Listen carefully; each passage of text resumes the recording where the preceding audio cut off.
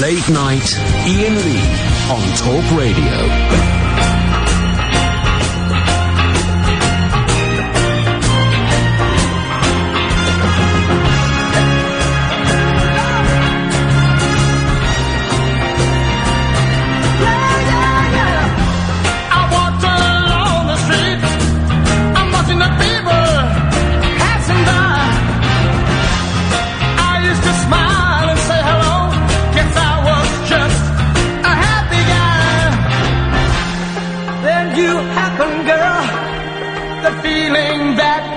Possesses me, yeah.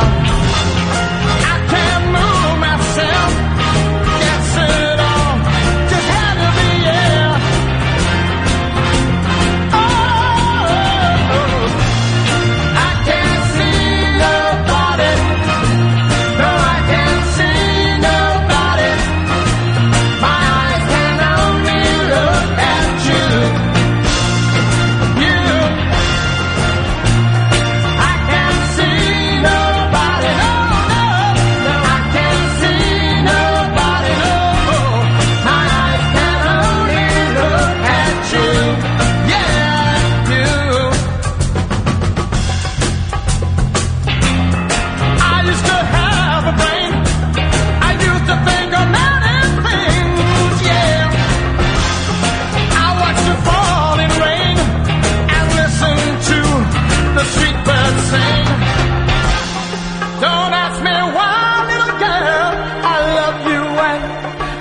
I can say, yeah, you're every single breath I take.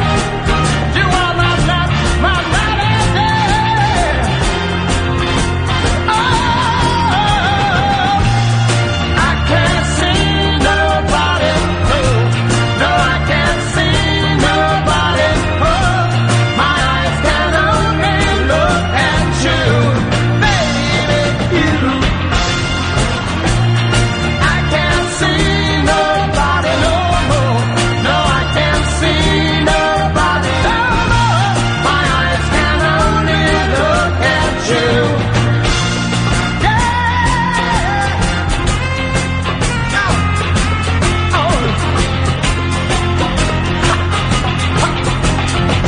You heard my instructions to give it to us, and that meant put the mics up. I'm guessing it did because the music's fading. Hello, dear Chonky, but my God, it is a warm-spirited late-night alternative. I'm Iain Lee. Who the hell are you? I'm Catherine Boyle. You're in my house 3 nights in a row. That means we're getting married. Well. Answer it. No, not answering your phone calls. It's Sam. Answering your phone calls. It's me. They've given me a fancy thing where I can access the phone calls from my house. But can you, though? Well, let's find out. We're going to take calls straight to air. We're going to go to line 2. 2, you're on the wireless.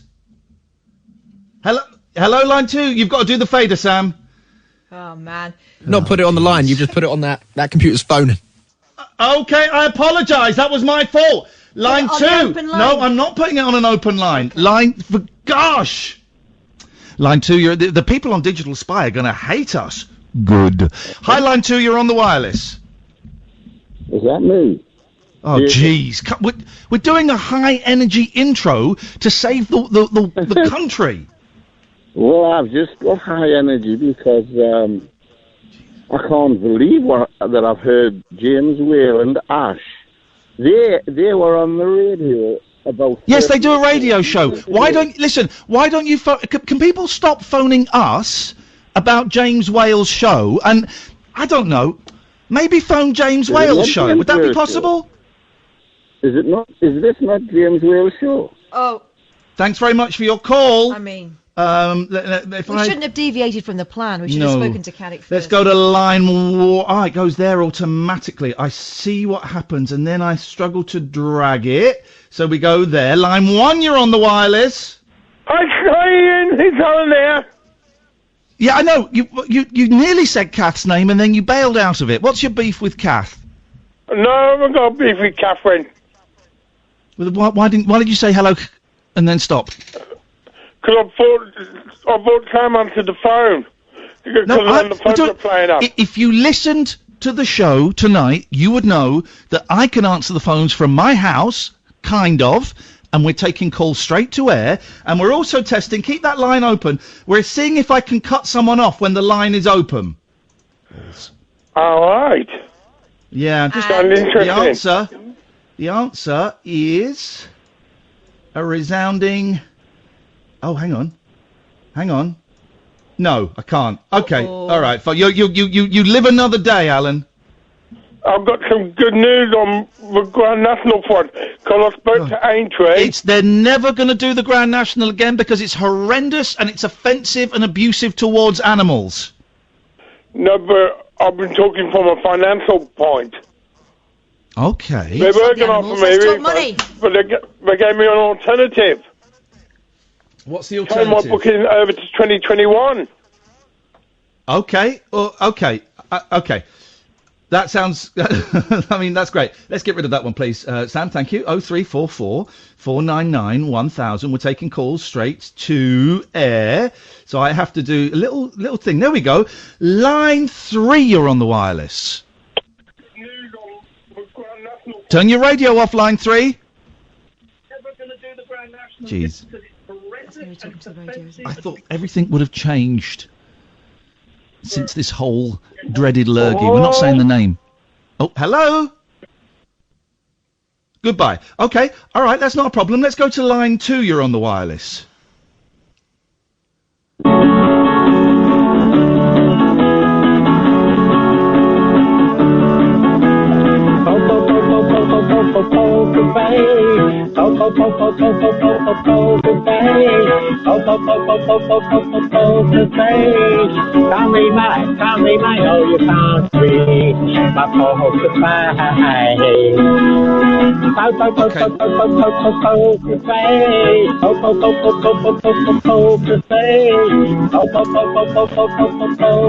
I think we've had enough of that. Thank you very much indeed.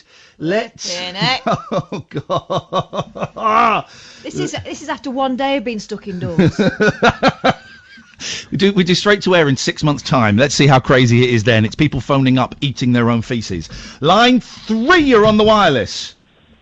Well, I'm certainly not doing that. Good. How are you guys doing? I hope the two of you are all right. I hope your cats are doing well and they haven't done anything to upset Kath just yet. They're doing fine. Look, Lucky's sat by the fire, which is... We've got a fire going. I think she's thinking about pushing the little ones in it. We've got a fire going. We've had some nice food. We watched the first 10 minutes of the movie Cats. And that was enough. My God, what's your name, caller? Alex. Alex, have you seen Cats? No, and I don't want to, even with the news about that butthole cut. I don't know if you heard about that.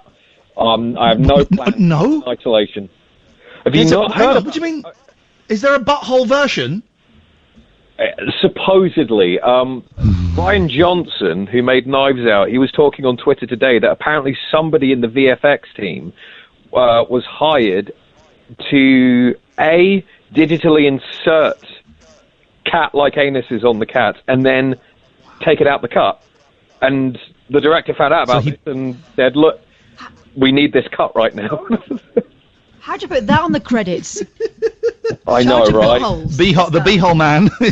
Wow. Well, here's what I think they should have done. They should have done 2 versions, the version with all the CGI in and the version that everyone wants to see. And they would have had about 10 times the money spent on that thing. Because we watched the first 10 minutes and I said to Kath, this is a very slow joke. We've seen enough. It's awful. We're out. But had I known that, had it been the version where the CGI is missing, I'd have stuck around till the end. Don't you think, Kath? It was just, and I like terrible, terrible, terrible stuff. I've watched some terrible old crap in my time and really enjoyed it. But it was like the bodies, the person who'd been in charge.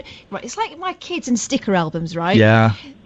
It's like they've been in charge of putting the faces on as stickers, and they've got them slightly askew every time, just enough to be annoying. And they didn't stop singing. Yeah. I was going, when's this song going to stop? Oh no, it just turned into another song. It was awful. Oh, please. It was terrible. And 10 minutes, the joke was over after 10 minutes, we stopped. What happened to people in the 80s that was good? People were wearing T-shirts with that on. Yeah, it's a big old musical. Cocaine? I don't know. May well have been. Anyway, Alex, what have you got for us?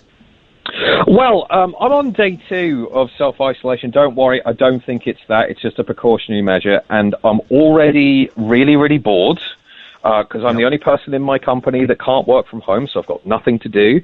And that led me to end up going back and forth between doing 2 things today. One I want to discuss with you, and the other, in a roundabout... The other, I'm guessing we probably can't discuss, you dirty boy. You'll be shooting sand. Not quite that. It's actually kind of thanks to you guys and what you've been saying over the last couple of days about, find something to take your mind off everything for an hour or 2. And I literally just, for the hell of it, I used to do like local radio a couple of years back. This isn't me trying to self-promote. I don't do it anymore. Oddly enough, that was in a roundabout way thanks to you as well, Ian. And I was really bored. And a lot of my friends are working from home, so I just sat there with my computer and a mic and just made like an episode of what that show used to be and just passed it to my friends and said, look, this was just to take my mind off things. No obligation to listen to it, but I know you're from home if you want something to distract yourself. And that's thanks You're making mixtapes for your mates. Essentially, yeah. This is brilliant. This is brilliant. And did you, for the hour, however long it took you to do, I bet you were having the time of your life. I'd missed it. I'd really missed doing it. Yeah. I really, really loved it. And the other thing I called about, so now I've got a lot of time to spend with my games consoles. You're gamers as well. What do you reckon are good games to really pick up and play when you're stuck at home? What games console have you got, please, sir? I've got several. Xbox One, PS4, PS3. I'm going to stop you there. Let me just say, I am going to be doing a regular... So I stream games, and I'm going to be trying over the next few weeks to do a regular multiplayer gaming stream that everyone, if you've got it, you can come in and we can all play together, all right? You don't just, it's not passive, you don't just sit and watch. So the one we were doing today, and I'll be doing it a lot because I quite like it, is the Call of Duty Modern Warfare, right? Also, I'm not getting any money from this, got no shares in this, but if you want to buy for the PS4 only, the Hasbro Family Pack that's got Trivial Pursuits and Monopoly in, at some point in the next few days, we are all going to play Monopoly together. So my suggestion, the Hasbro Family Pack, and it has to be the pack. You can't buy Monopoly separately. It won't work with my version. I got you. So I would thoroughly recommend, if you fancy a game of Monopoly with the master, me, I recommend you get that, my friend. Oddly enough, I think the PlayStation is the only one I don't have an online subscription for, but I've suddenly got a lot of time on my hands, so why not? Hey, Alex, if you can afford it, and we'll get rid of... Thank you. We'll get rid of that. We'll get rid of that, Sam. Thank you, Alex. If you can afford it, why the hell not? I can take the calls, dear listener. I can take the calls. I cannot cut the calls off. For example, let us go to line 7. Hello, line 7. You're on the wireless.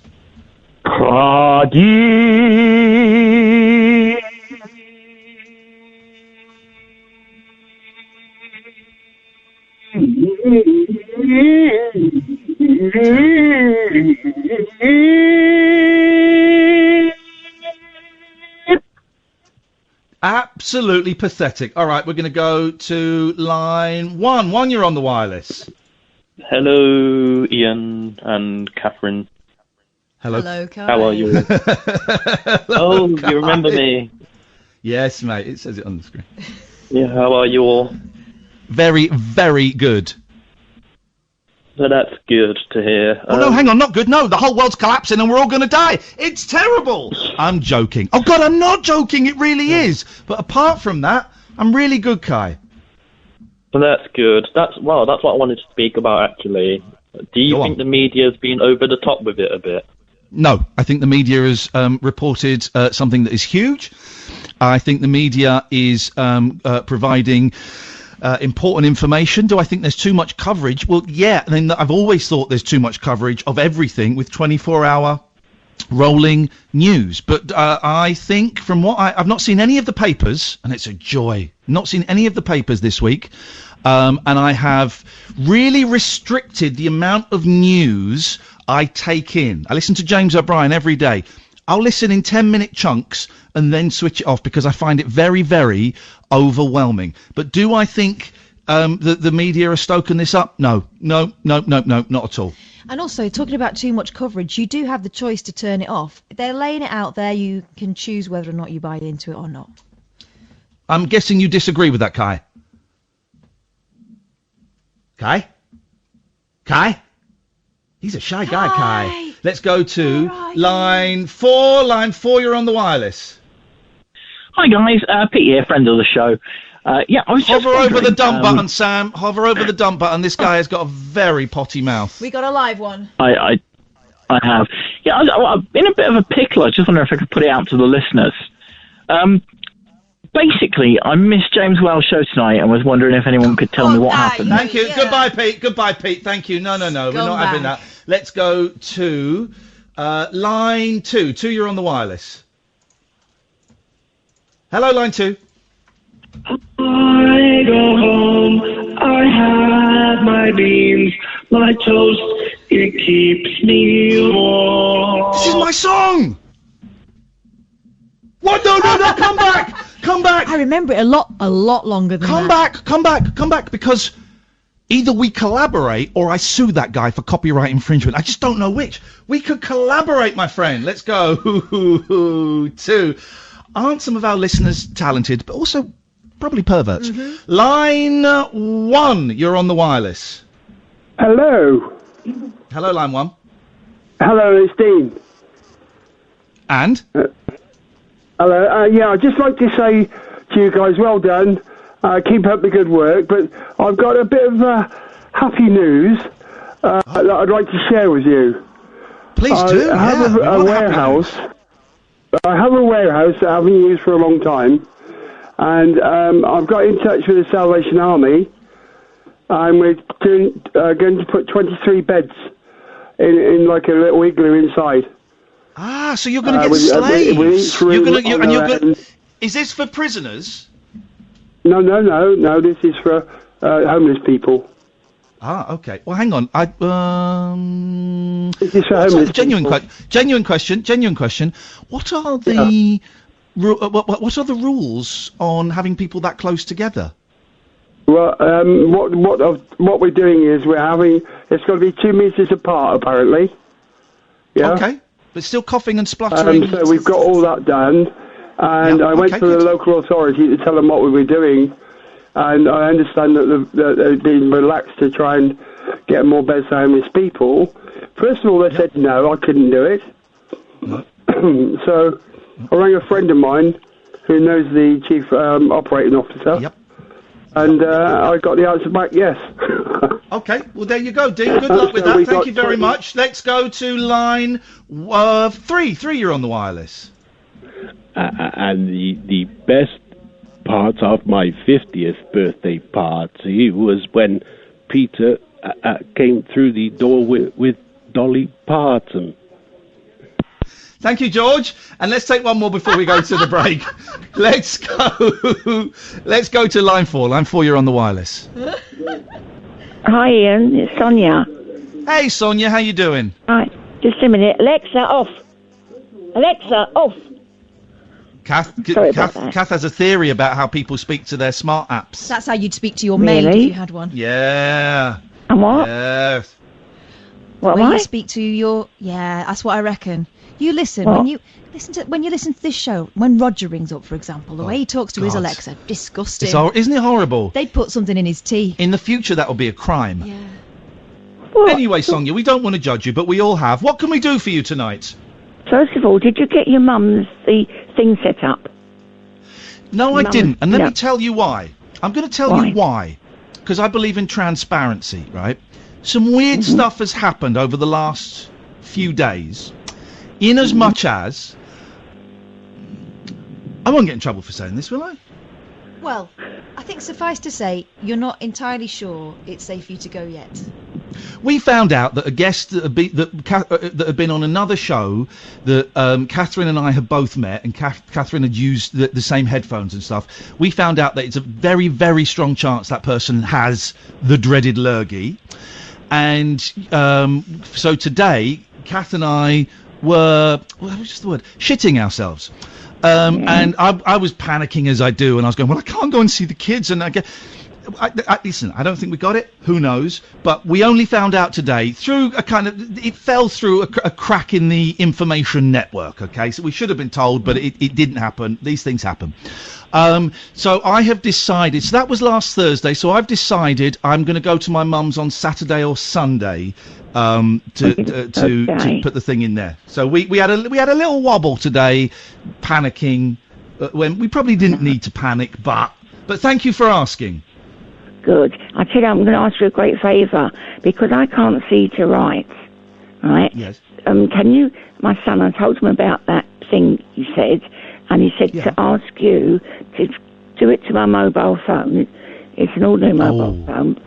It's a text. What thing was it? I can't remember. What it's called, but what the thing you're going to buy your mum. Portal. Okay. We can't. I haven't got the technology to do that, Sonia, because I don't have access to the phone numbers where I am, and I can't ask Sam to do that. I'm afraid. Not to put on my. Not to just say what it is. What about this? What about if Sam phones you when you finish this phone call? Yes. Turn your phone off. Sam will ring you back and leave a message with the. And then turn it back on again. How's about them apples, You can Sonia? do that for us, can't you, Sam? That's wonderful, darlings. That's wonderful. Thank you, Sonia. I'm sure it'll be a help. Let's go to line 1, then we'll take the break. Good evening, line 1. You're on the wireless. Hello. Yes. I'd like to play a song. Go on then. Okay. Thank you. I don't have access to the phone numbers where I am, and I can't ask Sam to do that, I'm afraid. You just turn the radio on.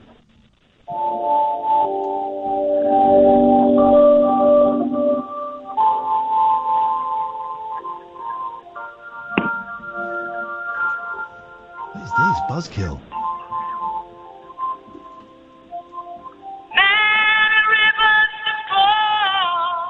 Oh, goodbye. Flipping heck. We'll take calls straight to air for the first hour, then we'll slow things down a bit. 0344 499 1000. This, dear listener, is Talk Radio.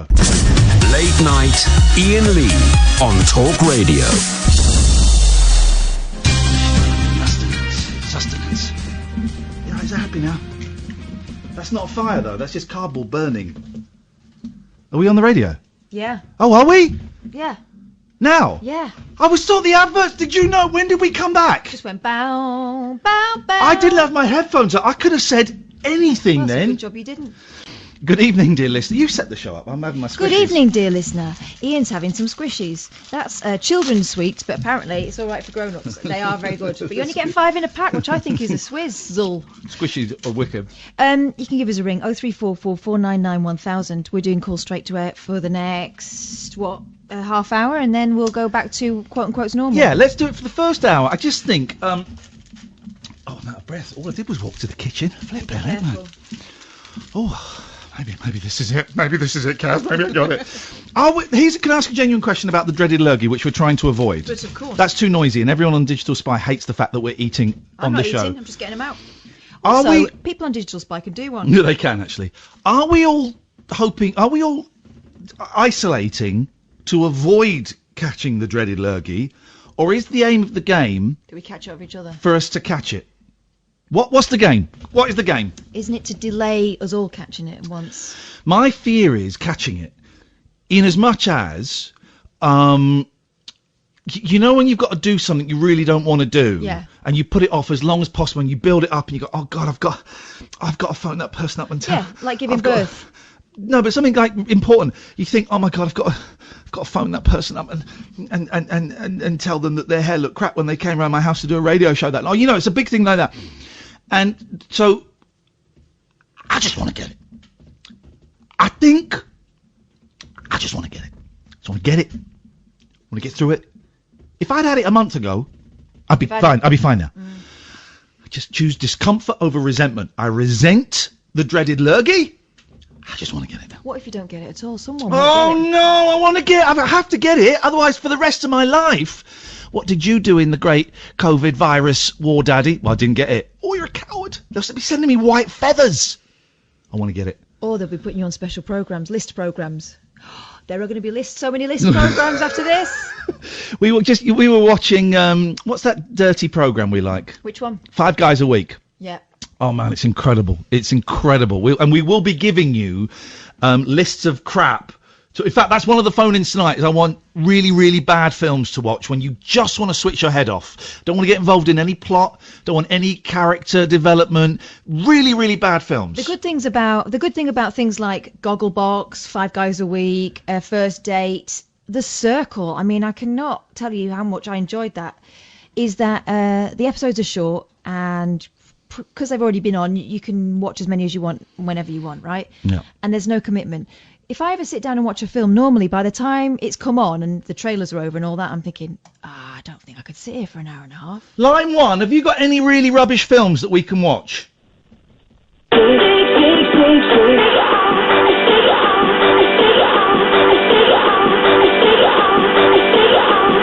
could have been getting down to this sick beat. Look at this photograph. Look at this, look at this, look at this, look at this.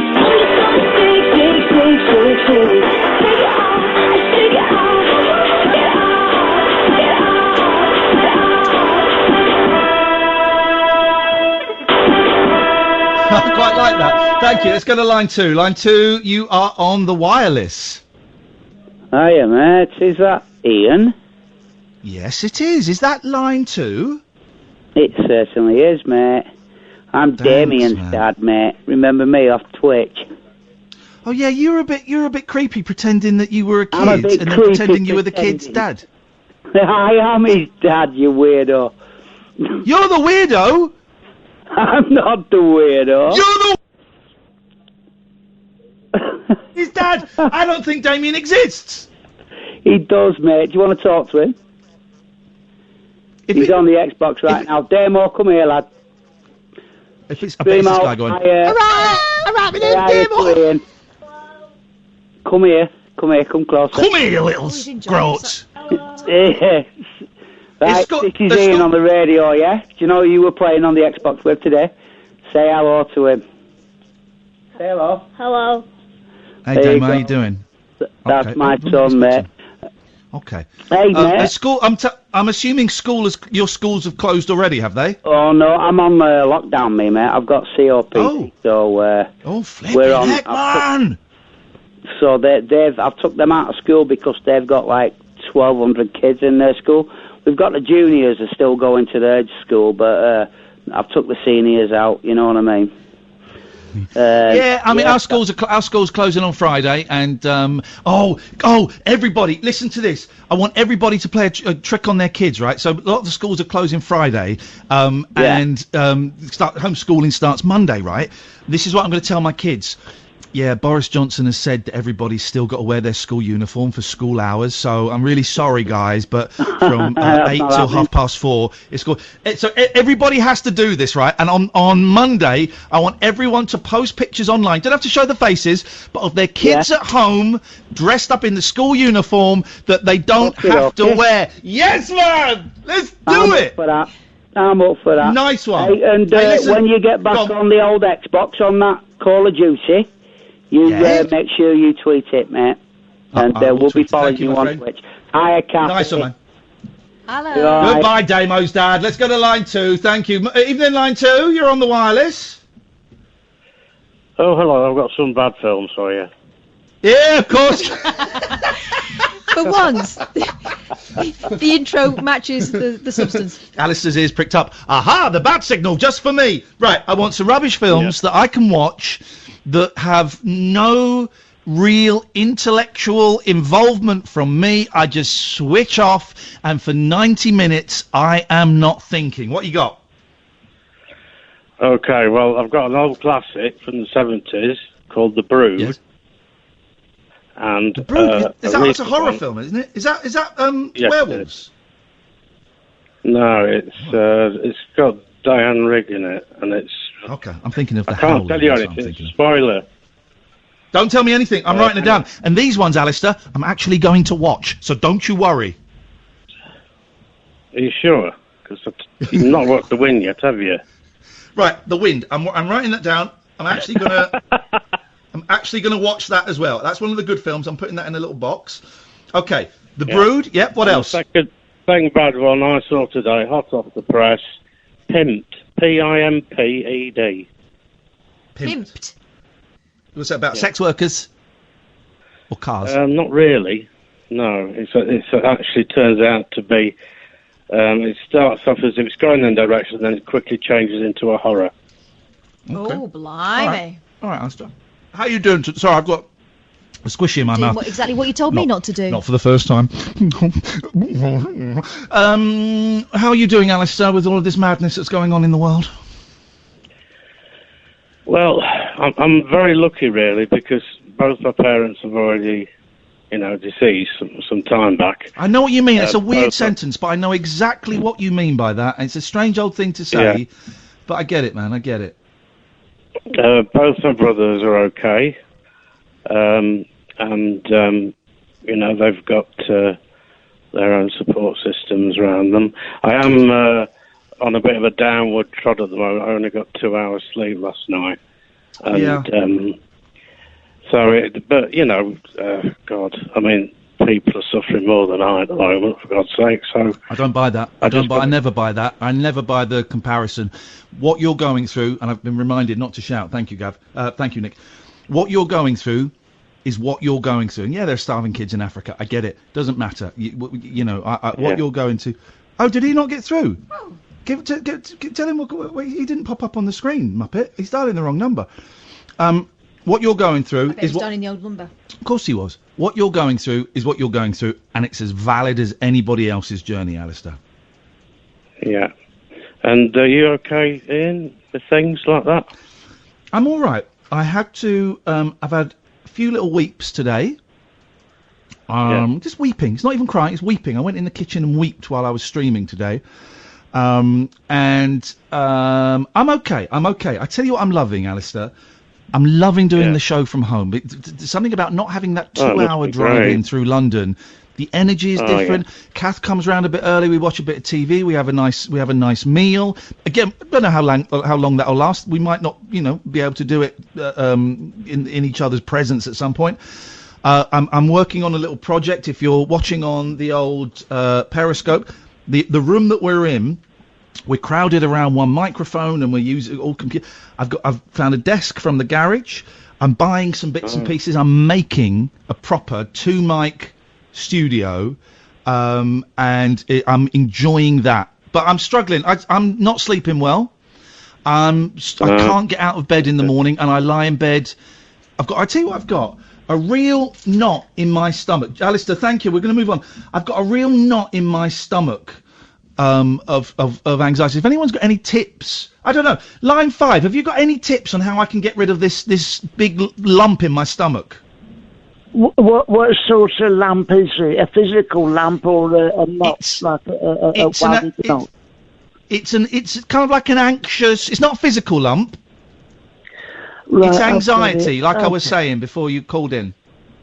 Well, I was hanging on the phone, wasn't I? Listening to do do do do do do do do. Is this Barry from Watford? Yeah, do you remember, mate?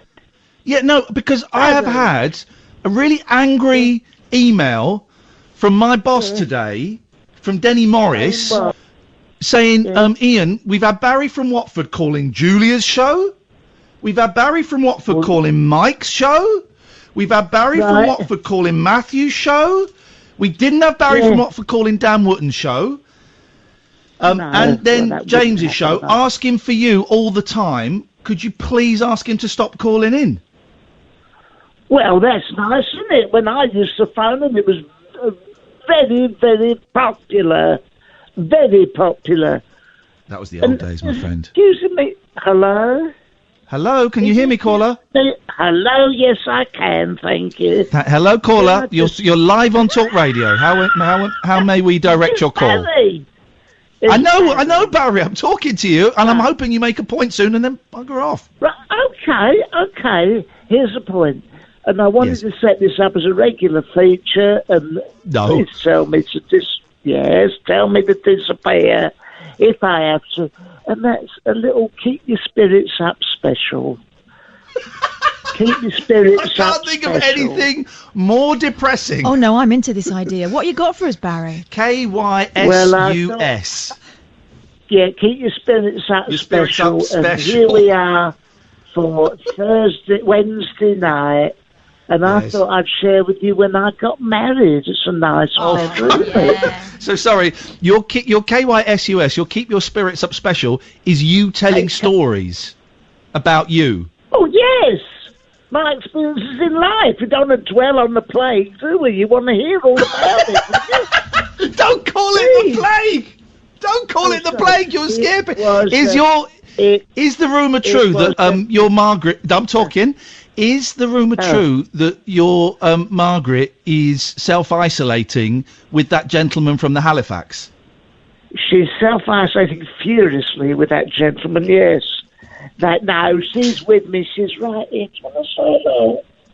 Well, there's no to blow off about it. No, she's just there. And I wanted to share one of the happiest days of my life. I would love to. I'm talking still again. The manners of the elderly. In some ways, no. Exactly. Well, but you know, Well, I helped an elderly lady yesterday, so you actually owe me one.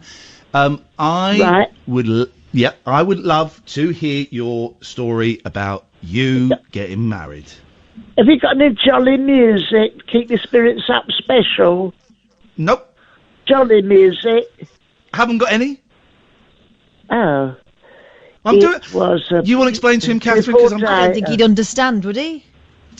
We're not in the studio, Barry, so we've not got all our little box of tricks that we normally have, so we'll just have to imagine the jolly music. It was a beautiful day in July. Are you reading this? 1960. No, I'm trying to set the mood for the people. Cheer them up. Sounds like you've bashed your head in a car crash or something. Are you all right? His batteries were running out. Silly move. Anyway, it was a beautiful day in July. She looked at me quite shy. Oh, it's a poem. It's a poem. I know this song. In that beautiful white dress, she was the best. I thought to myself, aye. We went into the honeymoon suite. Her beauty one could not beat. She removed her dress. Her fanny was a mess. And you had to beat your meat. Right. Oh, my God. It's his story. It was so romantic up until then. Hey, Barry, do you want to tell the boy... Do you want to tell... It's not exactly... Well, George Formby and his little stick of Blackpool Rock. Do you... Oh, yeah. Do you want to tell the boys and girls, because this will get you in with the teenagers, who has... Hello? Who has been... Hello, can you hear me? Yes, I can. Just reported to he said your fanny's a mess. He said your fanny's a mess. Sorry, she's not very happy about it. But doesn't matter. Go on. Would you like... And this is a true story, dear listeners. Hello, caller. This is a true story. Hello, who's that? It's Barry. Get on with it. I'm trying to do the out special. Get your spirits out special, you miserable... Shut up. Go on. Because of miserable there's a plague, there's a lurgy. This is a true story. Would you like to tell the boys and girls, the ladles and jelly spoons, who has been forwarding on the clip of me being very, very, very, very funny while you talk about minty biscuits? Who's been passing the clip around? This is a true story, dear listener. God. This is true. This is true. And I sent this to Iain. Do you anyone know the minty biscuit call, which is one of the world's most funniest calls on a kick? It's the host. I'm funny. Here's the thing. I'm very funny in it, and you call up while I'm being funny. Yes. And there's a lady on it. Poor thing. A certain amount of collateral damage in the arena of guerrilla comedy. There will be some civilian casualties, and unfortunately, she can't turn her back when she gets out of a car. A spinal snap. Split. Anyway. Yeah.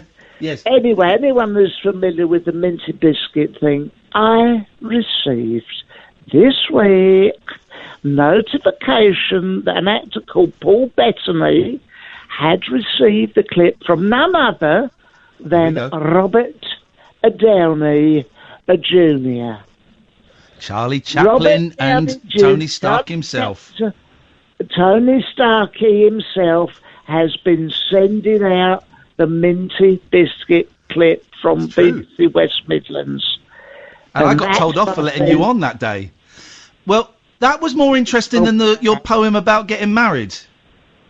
I phoned up Iain Lee one day. Goodbye, Barry. He's gone. 03444991000. This is Talk Radio.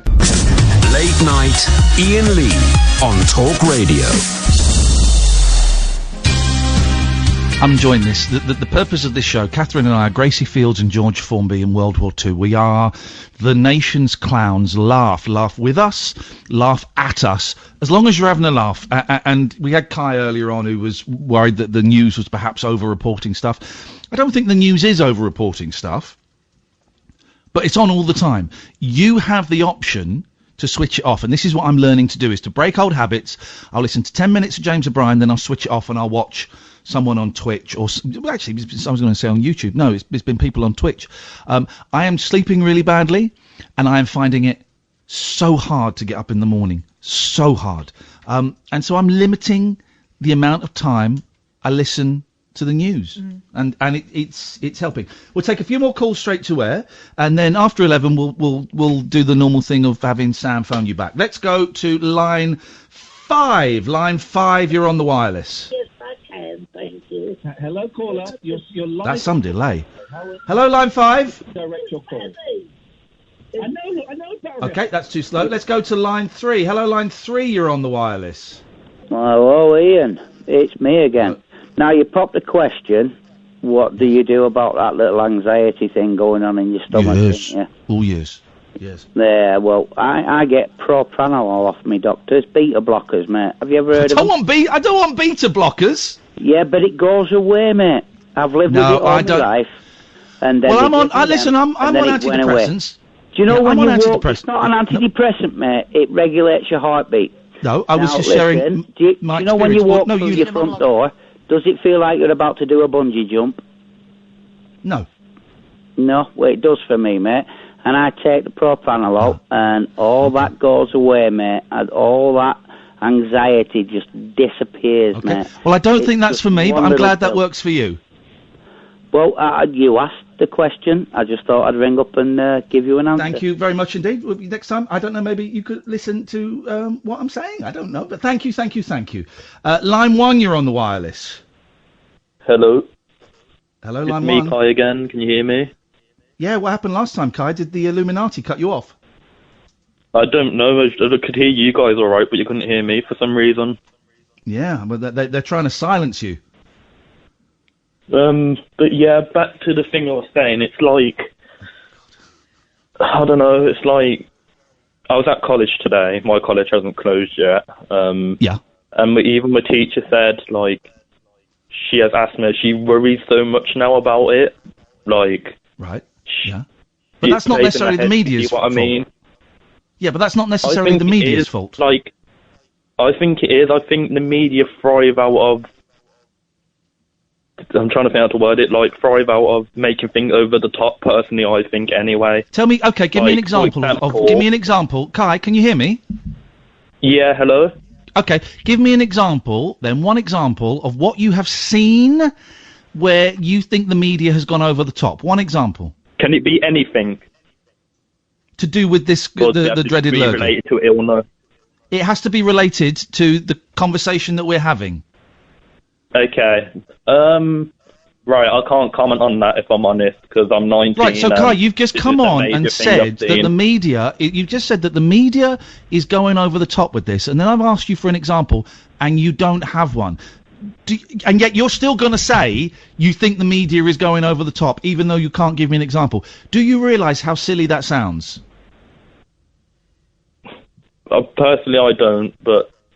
So you coming on and making an accusation, and then when I ask you to give me one example, you are unable to do that, but you still believe that accusation without any evidence, You don't think that sounds silly?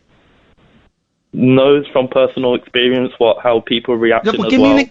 Give me an example of where the media has gone over the top. One example. It should be really easy to do if you believe. I do actually. Here we go. For example, like the swine flu. It said it's going to kill us all. No. We're talking about this. We're not talking, Kai. We're not talking about the swine flu. We're talking about this. I want one example in the last... of another allergy thing. You did say give you. No, I didn't. Of another allergy No, I thing. didn't. And here's the problem, Kai. I don't think you listen because that's not what I said. You can't give me an example from the last week of when the media has gone over the top. I have explained to you why I believe the media has not gone over the top and that we have a responsibility as consumers to switch things off, and yet you still think that the point you're making is valid. We can't switch it off from social media as well. Yes, you can. Yes, you literally can. Kai, you literally can. How? Please, can you let me know about? I'll tell you. Then, please. I've got several ways. One, don't go on social media. It's your choice to go on social media. Kai, autism. Can I just say my bit, please, for that? For just that little bit you just said. Yes, but you're talking utter guff, and I'm giving you a perfect example, but go on. Like, if it helps me socially, because I have autism, I'm not sure if you know about it, then, I don't know. Okay, well, I can give you a second thing you can do. I can give you a second thing you can do. If you feel compelled to go on social media, you can block certain words. And I know quite a few people that have blocked COVID, virus, corona, outbreak. Can you do that on toilet, Facebook? Blocked. I don't know about Facebook, but on Twitter you definitely can. Kai, you're retrospectively trying to back up your argument.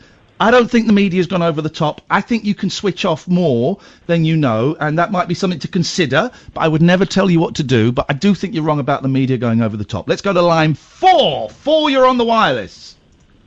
Am I? Hello, line 4, you're on the radio. Hello? Hello, you're on the air. Hello? Okay, let's go to line 5. Line 5, you're on the wireless. Hiya. Hello, you're on the air. Hi, Ian. It's Robin. Robin! Hey, man, how you doing?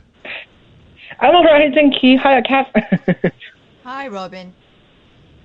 The reason I want to call today is about just I'm a little bit negative today. Sorry about that, though, but just like it's a bit difficult time, I think. Given the situation of the coronavirus and all the pressures, just see if you can give me any advice. Gosh, there's an open-ended question. Advice about what? Are you struggling kind of mentally to cope with it? Yeah, just lots to think about, though. I'm even worrying about my accommodation moment, because my accommodation expires in mid-June, and I don't know when I'll be forced to leave or so ever. Just a problem. That is a worry, isn't it? If your accommodation's coming to an end. And I noticed that a lot of the concerts that I was hoping to see are being postponed to July. That seems very, very optimistic for me. That's got to be an insurance thing. Listen, I can't help with the practicalities. I can't really help with the mental stuff. All I can do, Robin, is share what is helping for me. And what is helping for me is being of service to others, in being creative and artistic, playing video games, and cooking. Those things, when I have done them for periods, have kept me sane, have stopped me worrying about my mum potentially dying, and stopped me worrying about what my worst I perceive as the complete, it feels like we're at the beginning of Threads, the complete breakdown of society. Actually, I don't think it really is as bad as that, but at my lowest I do. So I would suggest try and find some things that take you out of yourself for a little bit. And that's all I've got, Robin. I know that's not a great answer. No, it's fine. I mean, I'm grateful for I basically have a chat with anyone because it's like the uni closed down yesterday, and I just lost all my like social connections. I don't have a chance to speak to people. It's like kind of like self-isolation every day, so it's just quite a bit difficult. And another news I read this morning on Twitter, one of the Chinese students living in Southampton was attacked on the streets because of wearing a mask. That was quite negative. I don't know why this is still happening in the UK. And that's one of the reasons I don't wear a mask on the streets, even though I would like to. My mom keep asking me to do that, but I'm worried about that, and that still happened recently. This is why everyone laughing at President Trump calling it the Chinese virus, or I believe one of his aides called it. And it's you get a giggle from it, and then you realise the weight of it. One of his aides calling it Kung Flu. Okay, yeah, I get it. Someone in that position doing that, it's racism. It's racist. It's a racist statement. And he is, I'm afraid, Robin, he is encouraging people to be afraid of you and to hate you.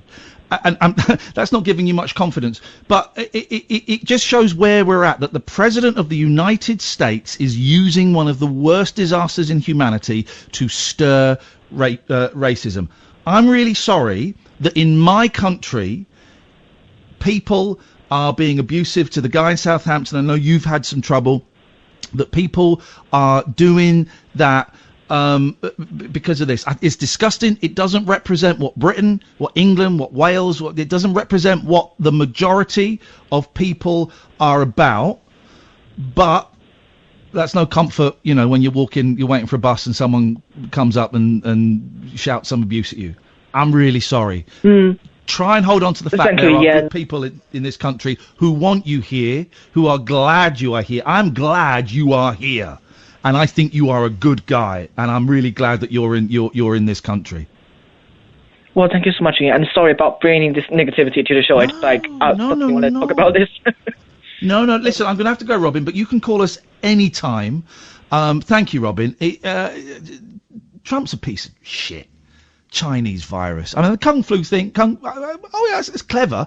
It's kind of clever if you were parodying a racist, but it was one of his aides saying it to an Asian newspaper. I think Trump is. Wow, the ease with which that came out suggests he probably throws that around all the time. Trump, here's something, and this stuff sticks. I didn't know the Spanish flu wasn't Spanish. I think it came from Boston. I heard. You know why it was called the Spanish flu? They were the enemies at the time. No, because they had the best treatment for it. Oh, wow. And this is what I heard. I've not looked into it, but this is what I heard on the radio, that Spain had the best treatment for it, so it became called the Spanish flu. You think, Spain. This stuff sticks, man. And to have the President of the United States encouraging racist attacks, that's what he's doing. He's the sales of guns in America have gone up since the virus. Well, yeah, because people think it's the end times. It's insane, and I'm laughing at how insane it is. Robin, all of our Chinese visitors, all of our Japanese visitors, all of our Asian visitors, I am so glad you are here, and those scumbags. Our Italian visitors, I'm so glad you are here. I wish you and your families nothing but safety and Godspeed. And I will, once this is over, I will shake your hands, and when we're allowed to go out and buy food, I'll be having pasta, I'll be having pizza, I'll be having sweet and sour pork, man. Although I do think that we should sue China, because it turns out it's not seaweed, it's just cabbage. 0344 499 1000. Call straight to air has ended. We go back to normal service. This is Talk Radio. Late night, Iain Lee on Talk Radio. Some folks know about it, some don't. Some will learn to shout it, some won't. But sooner or later, baby, here's a ditty. Say you're gonna have to get right down to the real nitty gritty. Let's get right down to the real nitty gritty now. 1, 2, nitty gritty now, yeah, boom, nitty gritty, ooh wee, right down to the real nitty gritty. Ooh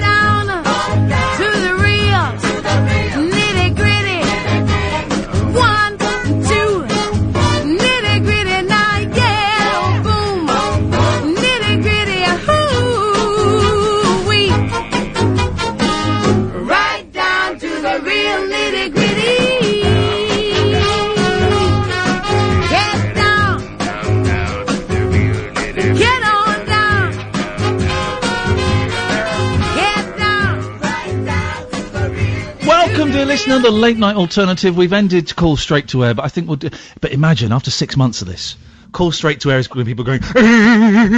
Also, the things that people are making, we've already had a couple of like mega mixes, haven't we? We have. Keep making stuff. Make stuff. Make stuff. I think there is going. This is why some great art is going to come from this. Unfortunately, great art comes from great pain, and some great art is going to happen. I've seen that one of my favourite singer-songwriters, Narina Palo, Thursday nights at 8:00. She's going to do free online concerts. What a gal! Stephen Page has done a song, hasn't he? Yeah, he has. I haven't listened to it yet. So there's going to be great stuff like that. I encourage you to make stuff. Make stuff. Go and make stuff. Make a podcast. Make a mixtape. If you dig out the old tape deck from the garage, make a mixtape for a friend. Make stuff. Tell you what me and the kids have been doing that we haven't done for ages. And It's been brilliant, actually. Drawing. Yes. Yeah. All of this stuff. Make stuff. It really has helped me take myself, because this is I'm really struggling. These shows, me and Catherine are able to be quite upbeat because we haven't got the long drive in. Because there's the novelty of doing it from my house. The fact that we are literally touching knees because at the moment we've got one mic. The cats, the fact that I get to cook dinner, watch a bit. This is, It's all a novelty, though, isn't it? Yes. At the moment, this style of working, and I'm sure it'll get old quite quickly. Well, you're telling me. But I'm struggling in the daytimes. I have moments of pleasure and of being okay and of actual joy, and I have moments of deep despair. And when we found out that a guest that we had met had probably had this, I was very, very low. I was thinking, I can't see the kids. Where was I going with this? There was a point to this. We're really going to do our best. Arcela, we'll do our best. Dear Lord, baby Jesus, Dominus Patrius Sanctus, I pray to you that I swear on my life, these are our wedding vows, Catherine. What? Hold my hands. Hold my hands, and we're going to kiss in a minute. Hold my hands. No touching. All right. I swear to you that we will do our best to bring you the giggles that you deserve during this dark time. But we'll also talk about it. We can't not talk about the lurgy. And if you're scared, just because we're having a laugh doesn't mean you can't phone up and go, I'm really scared. I'm bricking it. That's absolutely fine. We are here as a I know we've built a community over the last 4 years around this show, and now is the time for this community to kind of come together and help each other. So you want to share stuff, then please share stuff. Jim says, I want to play Fortnite, but I also want to carry on being amused. You can do both, can't you, mate? I don't understand the problem there. You can do both. I might have a little bit of Call of Duty as well after this. I'm going to get up in the morning. I'm going to get up, Kev. Let us go to, we've got some calls and I can take them, can't I? If I drag that, it's not quite letting me. There we go. Let's go to Damien. Good evening, Damien. Evening, you two. How are you? Yeah, all right, thank you. We've got some decaf cough now. If you're watching on Periscope, decaf cough. Yeah, good idea. Thank you. Good idea. Oh, bitter. It's going to be... what can we do for you, Damien? How can we help? I think this is a bit controversial, but I think this is actually going to be amazing, the outcome of this for our country. Go on. I've been saying for a long time, and I don't want to get too political, but I've been saying for a long time, we need a revolution in this country. We need something to really stir things up. I thought that was Brexit. Oh, yeah. That's what everyone said. That's what loads of people said Brexit was for, was to stir things up. No, not like... that didn't unify us, did it? I mean, it didn't bring us together. It kind of pulled us apart. I think this will really bring us... I think something really good will come out of this. I know a lot of people will suffer. And, it's something I'm concerned of because I've got elderly parents. But I think out of this, it might just be a turning point that we needed. Not convinced? I hope you're right, but the supermarket thing is getting on my nerves now. That doesn't feel like the actions of people who are working together. I saw this awful, haunting picture, and I know that sometimes pictures can, capture something. You put your own emotion into it. But there was a picture online today of an old pensioner gentleman looking at his shopping list, standing in an aisle that was completely empty. Yeah. That can't be right, can it? That's awful. It really is. And you kind of see that in places where they have natural disasters, don't you? See this kind of looting. And it's almost similar to that, you know. People are going in there and, yeah, they're paying for it, but it's almost like they're just taking advantage of a really bad situation.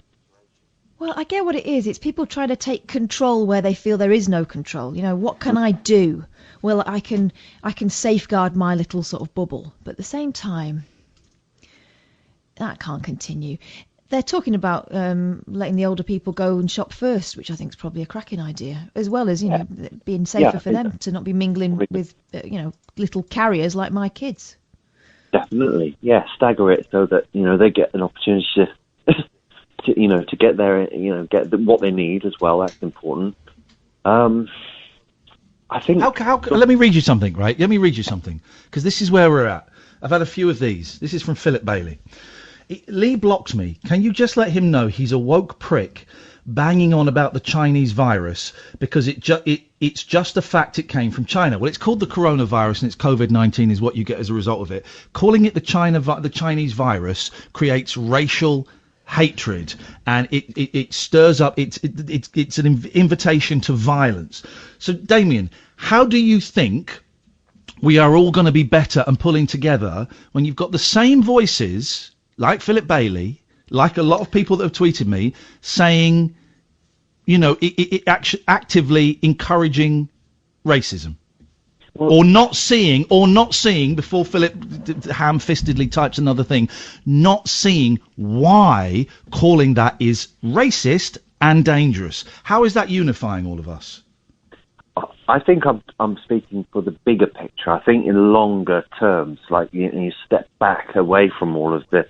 But people like that aren't going to be unified by anything. No, and they're looking at they're almost a grievance looking for a cause. I think, if you know what I mean, that they would find any excuse to pin something like that, racism, you know, anything, sexuality. Whatever, you know, they're just looking for a reason to fire a shot there. I don't think that. Let me tell you, Philip. You call me a woke prick. Let me tell you, my brother-in-law is half Chinese. My niece and nephew are quarter Chinese, and you could tell that they have Chinese heritage by looking at them. So for a president to actively encourage racism towards members of my family, it's not called being woke. It's called not being a racist knob like you, Bailey, right? That's how your tweet is coming across. If you can't see why calling the Chinese virus is demeaning and divisive, then you're part of the problem. I'd rather be woke than a bellend. I want to thank Philip because he's tweeted me there and I'd forgotten that I muted him. So now I'm going to find you and I'm going to block you. Yeah, I mean, you carry on stirring the pot. I will carry on speaking out. It's not called the Chinese virus. It has a name. So you not using it shows how thick you are. But thank you so much for your contribution. Damien, thanks very much. I can't quite buy the...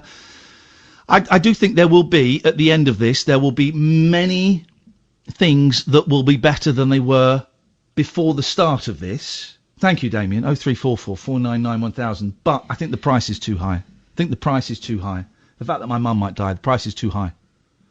I think, really. Yeah. We were getting on okay. Wasn't great. I think racism will get worse. I think the price is too high. I've not quite had enough bollocks yet. So let's go to George. Good evening, George. Iain, Catherine, be kinder, please, to poor old George. No, well, then you don't say it's okay for old people to die, then, mate. Say that again?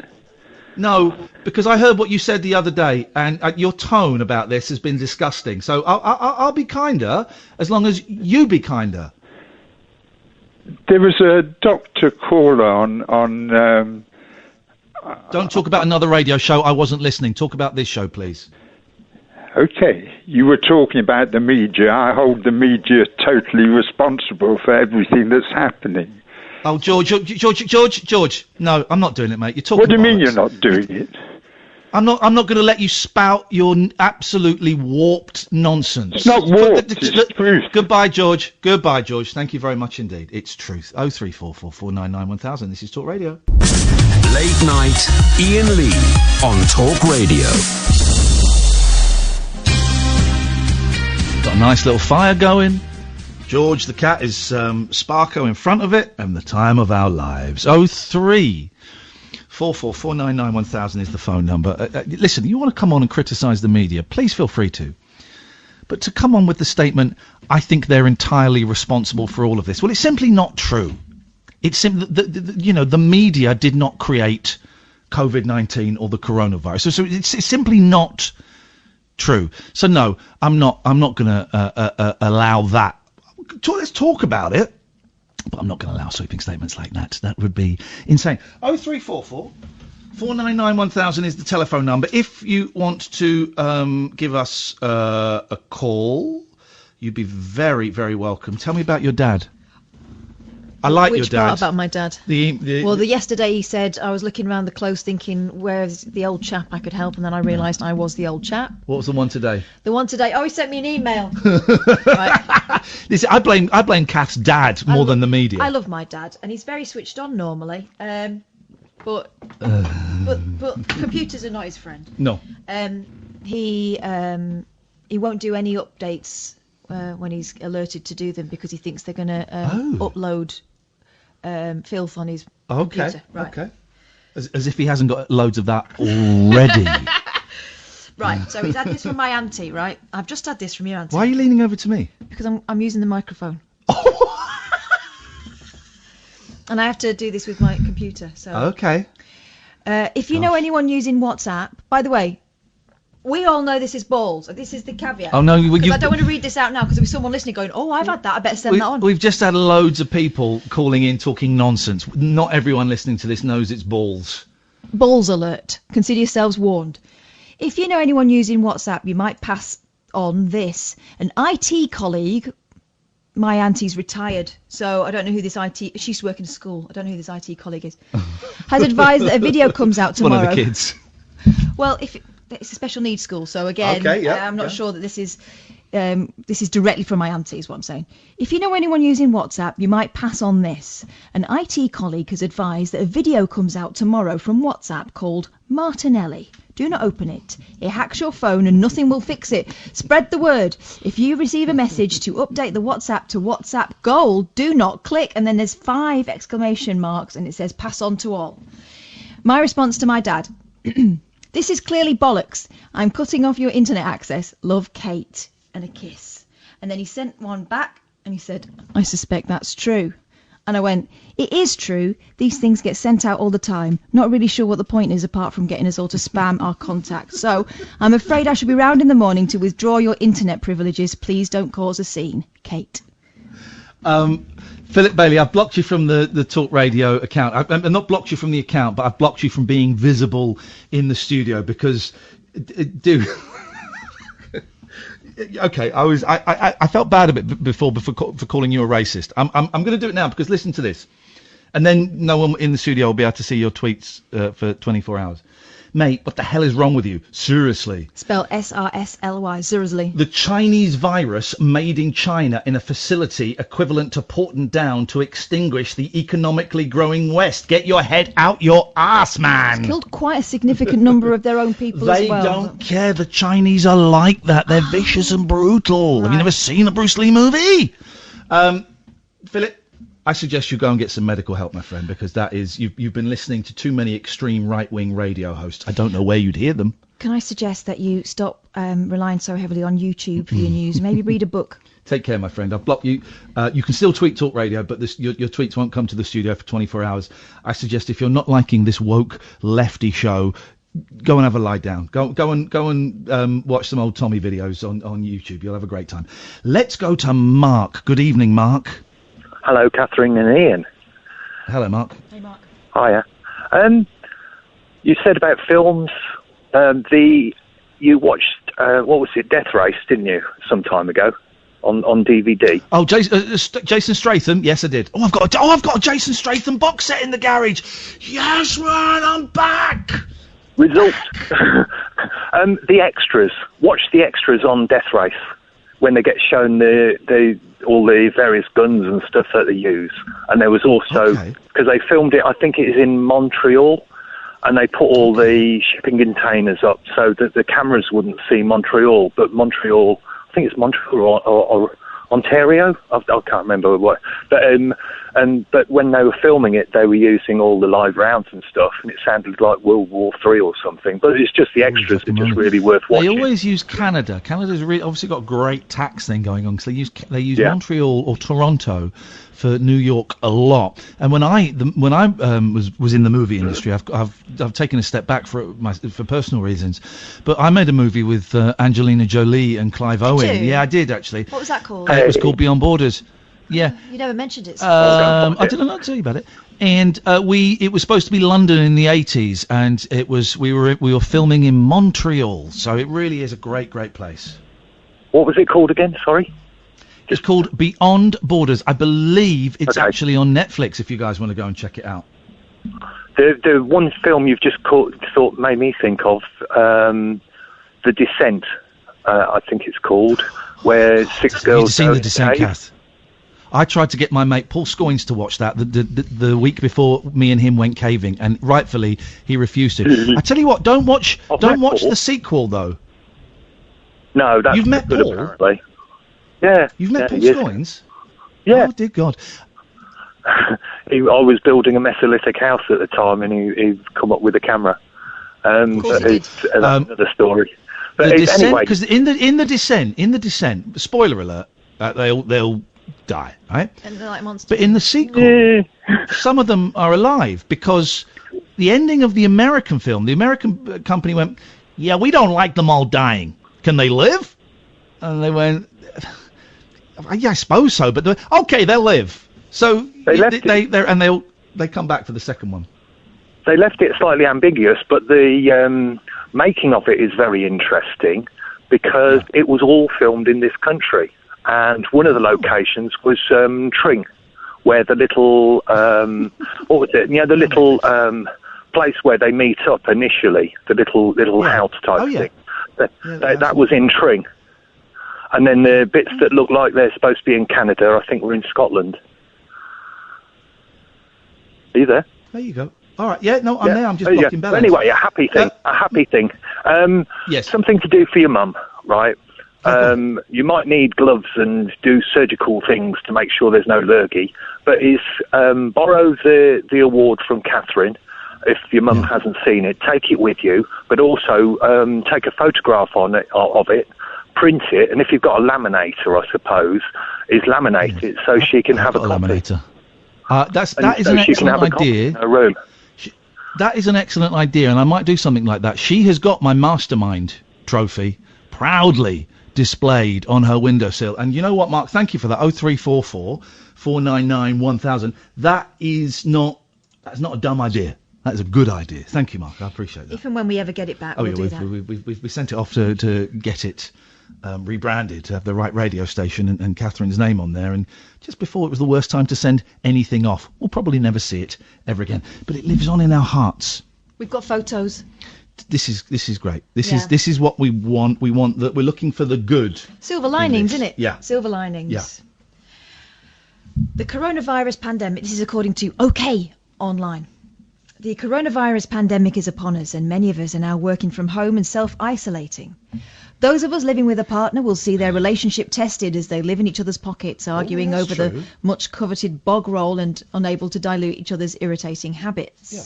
However, for those singletons among us, we might just feel a little lonely when confined to our bedrooms. It sounds like OK is getting really into the mindset of this idea. This seems to be mirrored in the fact that, according to The Sun, sales of sex toys are on the rise. In the UK, they've increased by 13%, while Canada has seen a 135% increase, and Italy, who've been under lockdown, have been seeing an increase of up to 71%. Well, hang on. If Italy are under lockdown, how do they get delivered? Well, they can get post, can't they? Italy's under lockdown. Yeah, but you've got essential people allowed to move around. I would imagine. It's a really good question, actually. We'll get back to the dildos and the butt plugs in a second. Because you can get your shopping delivered. Well, yeah, but Ann Summers won't be doing door to door, and you can't get, you know, cock rings from Tesco, can you? How is post being delivered in Italy? There we go. That's a simple question. Carry on with your story. Sorry, 0344 499 1000.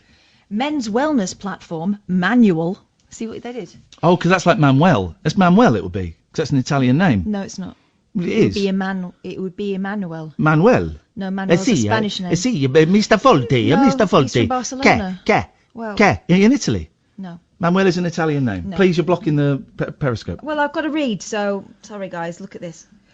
Currently, people, Manuel, Manuel, Mr. Folti. commented on the rise, saying dating and Imagine Manuel from Fawlty Towers having sex.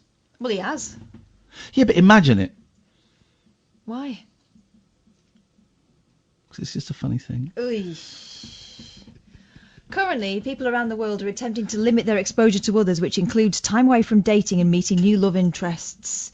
Part-time lovers. Dating and coronavirus are not a compatible pair, so singles are driving their attention away from dating apps and more towards how they can pleasure themselves in this time of self-isolation. They then continued, we all have sexual needs, and naturally, not everyone does, actually. I know 3 people that don't. Exactly. Mm. So, everyone, apart from 3 people, have sexual needs, and naturally, people are going to find a way to pleasure themselves if they're not in a relationship. Part-time lovers. So there you go. Similar to the winter months or during a blackout, romantic partners often use sex as their favourite way to pass time.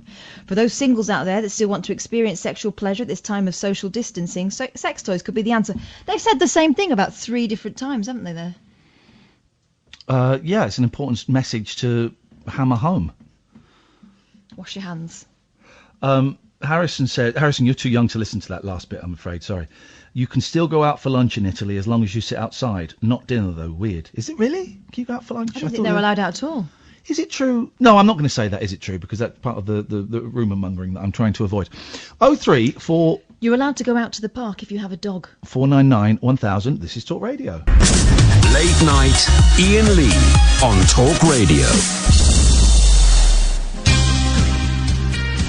0344 499 1000. Late night alternative. We're looking for rubbish films to watch where you can just... Don't want good films. Got the Royal Tenenbaums. Got the Grand Budapest Hotel. Got good films. Looking for rubbish films where... I watched a film the other day. It's is it Marky Mark? Is that the actor's name? Yeah, Mark Wahlberg. Yeah. And he's all right in it because he's the worst actor ever. Mm-hmm. And he's all right. It's called Spencer Unleashed or Spencer Classified or Spencer Declassified or something. Spencer something. And it's an action movie. Then afterwards, when I watch a movie, I like to read up about it afterwards to see if there's any plot points I missed, find out about the production and who they might have wanted to cast. I do. I go and read about it. And it's billed as a comedy. Gosh. So I'm thinking back... Was he doing it on purpose then? Well, I'm thinking back and thinking, well, there's a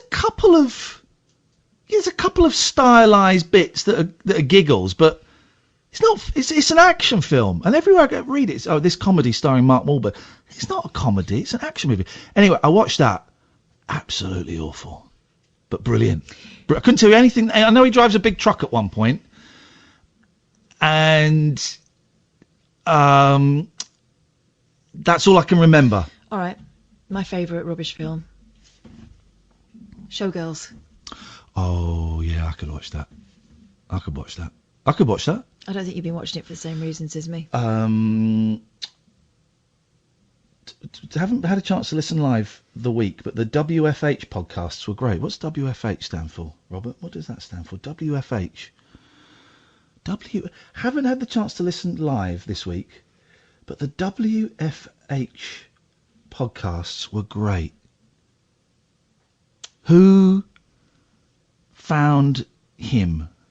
By the way, it's a great title for a podcast. Who found him? What does that mean, Robert? What does that mean? Working from home. Oh, mate, thanking you so much for that. But this Spencer, it's on Netflix. I mean, it's absolute rubbish, but great. Chips, the Chips movie. I watched that in Australia. Is Eric Estrada in it? Hey, I've done this before. He's in it. He gives them like the car keys or something. When I was in Australia, I was in lockdown. This is exactly the same. So I haven't got to hang out with a boring chaperone. I had a boring chaperone. You had two, didn't you? Yeah, I don't think the first one liked me. Well, I think she got bored because we couldn't do anything. So this is why this is so easy to me. The Chips movie was another movie to watch then. Although I bailed halfway through Baywatch, the movie. That was a stinker. 0344 499 1000 is the telephone number. Kath, I believe you got some riddles Oh, God, apparently so. for us. Tricky new quiz is challenging internet users by testing out how good they are at solving problems and riddles. Players from around the world are tasked with figuring out the correct answer to 15 multiple choice questions. Hang on, haven't we done this before?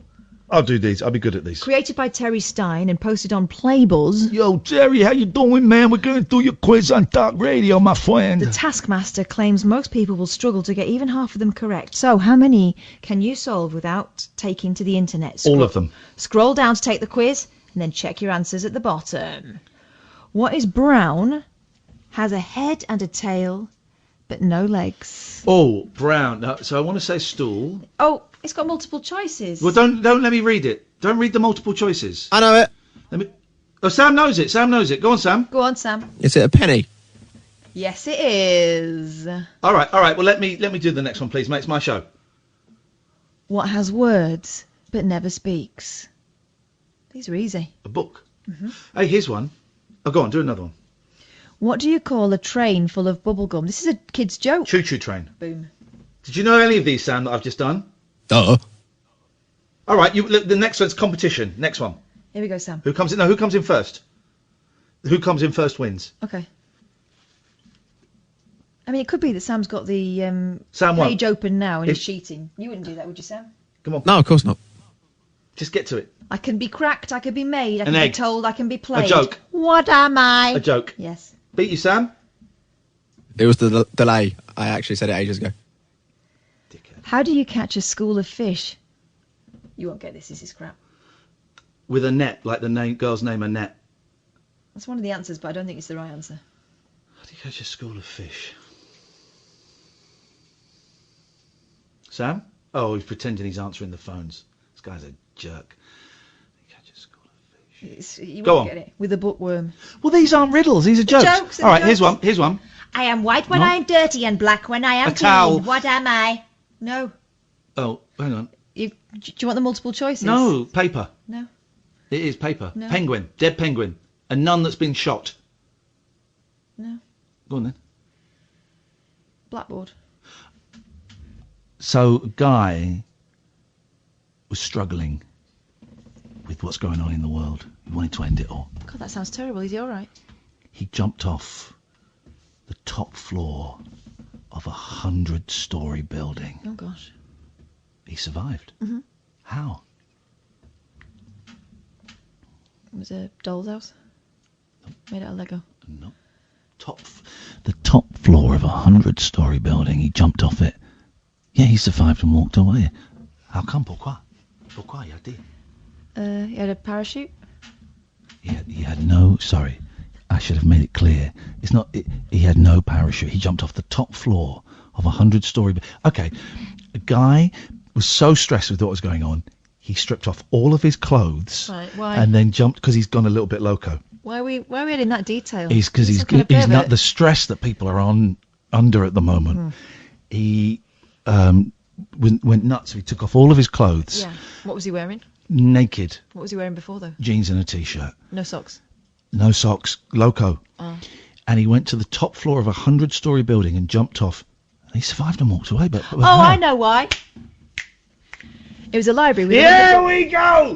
There we go, dear listener. It was a flippin' library with a bit of a crap library with only 100 No, books. actually the most popular library in town. All the books have been taken out. Let's go to Bobby. Good evening, Bobby. Hi, Ian. Hi, Kath. Hey, Bobby, how you doing? Good. I wanted to say thank you for the advice about talking to my daughter last night. Ah, what happened? What happened? Yeah, I spoke to her today. I kind of sat her down, and I said, right, have you heard of what's going on? And she was like, no. I said, well, has anyone mentioned the virus? And she was like, I've heard of it. I was like, yeah, okay. What do you know? And she said, not much. I was like, okay. So I kind of explained to her that her school's shut. Will be shut. And that a lot of people are getting sick. And we're not sick at the moment, but some people are, and we're staying at home so other people don't get sick. And she started crying, and I'm like, baby, why are you crying? And she's like, I don't want my school to shut. So she was more upset that she couldn't go to school than anything else. But I said if she wanted to talk to me, she could, and she went and had her bath, and she was happy. So it went well. Beautiful. Oh, good. Yeah. And be prepared for more questions. Yeah. And, I just check in with my boys every now and then. You all right? How are you finding this? My boys found out today that their school was closing on Friday, and I just phoned up. You all right? Yeah. How's everything going? You playing Fortnite? Oh, yeah. Hey, what do you make about all this, the school closing? How you feel about it? Oh, fine. I'm a bit sad. Just keep checking in. My kids would have found it hilarious. Yeah. Mine know that they're not going to see their friend. The play dates are out for a while, and I think that's the thing. And also, my kids are bright, and they really enjoy school, and they thrive at school, unlike some other children. I'm not going to mention any names because kids that are on the gifted and talented list at school. Those kids. Yeah, kids who take it for granted. It's a dangerous game having a kid off because we've done it before and it gets very nasty. Bobby, it sounds like you handled it brilliantly, as I knew you would, and I think you probably knew you would as well, because you sound like you got the fact that you're concerned about it is half of the battle. Yeah. I did have quite a bad day today. Go on, why? It kind of hit home, really, with the school shutting, that with the profession my husband's in, he's self-employed, and that is 95% of our income, because he has contracts with the school to take kids to school. So that was worrying. So I was making phone calls of what I could do and things like that. So it kind of hit home a bit, really, how serious financially it is for us. I've been very on edge today. It's getting very real, so I'm trying to sort of do anything I can to distract myself, which isn't working today, but I know tomorrow will be a new day, so... I'm at the moment, and my situation is very, very different to yours. I'm so blessed in that I've got a few quid in the bank, and I'm able to carry on working for the foreseeable, so I'm so blessed in that respect. And contrary to one of the calls we had last night, I am totally aware of the incredibly fortuitous position me and Catherine are in. We are so grateful. But I am, what I'm saying is I'm also worrying for other reasons. And I'm just grabbing those few moments where I was playing a video game with some people, and I laughed. I went, oh, I just laughed out loud. I'll have that. And sometimes it's just grabbing those little moments. I laughed out loud. Yes, I'll have that. We will get through this, Bobby. It's going to be really tough, but we'll get through it, and we will get to the other side. Here's what we're going to do. This is my promise to you guys, right? When this ends, if I've still got a job, when this ends, we are all going to meet up somewhere, maybe Hyde Park somewhere. We'll have a game of tag. We'll have ice creams. Maybe we'll all go out for dinner or something. Will we all shake hands? We will all shake hands and hug. All right. When this happens, we will, all of the callers, all of the regulars, I will arrange something. We will meet up somewhere. If any of our regulars have passed, we will have a little prayer for them. We will salute them, because we've got some listeners who are, vulnerable and all of that. That's my promise, Bobby. When we get closer to this, we're going to start closer to the end. Sorry, we're going to arrange something. We will make it on the other side, Bobby, and I look forward to seeing you on the other side. I can just picture everyone in Hyde Park doing the Old Lang Syne thing in a big do it, circle. Old Lang Syne. We're doing it. We'll do the Okie Kokie, Old Lang Syne. We'll do it, Bobby. I promise. Yeah. I look forward to seeing you there. Yeah. Thank you. Take care. Bye bye. Thank you. 03444991000. We can do the conga. We're good at that. We can do the conga. That's what we'll do. got questions. There's this new service that has it started yet? Netflix, where you can watch a film together, but from different places. So you can sync a film up. So you and I could say, right, we're going to watch, I don't know, the other guys, which I've seen, so I wouldn't want to watch it actually. I don't know Doesn't what. sound like my sort of It's film. it's anyway. quite it's good fun. It's Will Ferrell. It's good fun. It's Marky Mark as well. Will Ferrell and I'm not Marky so Mark. crazy about Marky And Mark. it's funny. It's a funny film. It's a funny film. All right. Well, let's watch the other guys because I enjoy it and I would like to share that with you. But we can be in separate homes. Yeah. If anyone knows about this, because I don't know about it, 0344 499 1000. I think Amazon might have started something as well. And you sync it. So it's called like a viewing party or something. So you sync it and you can watch it at the same time. I'm guessing you could pause it at the same. Does anyone know about that? And if that's the case, is there a limit to the number of people you can have? Because if there's no limit, We could all do it. we'll have a TLNA movie night. We'll have a TLNA movie night, or maybe a movie afternoon or something. But I need someone to call up and tell me exactly what it is, because I've only half read the story. 0344 499 1000. What's this Netflix? I think it's, what did they say it was called? Party. You said a viewing party. A viewing party, I think. Let's sort that out. This is the Late Night Alternative on Talk Radio. Late Night Iain Lee on Talk Radio. I think Anthony Hopkins is creepy. Yeah, that's his acting. No, I think he's creepy. Doesn't always play creepy guys. He often does. I think he's creepy. I think he's macabre. Welsh. I met his daughter. She was a singer-songwriter. I had to introduce her at a few open mic nights. I was at an open mic night, and it was like Bob Hoskins's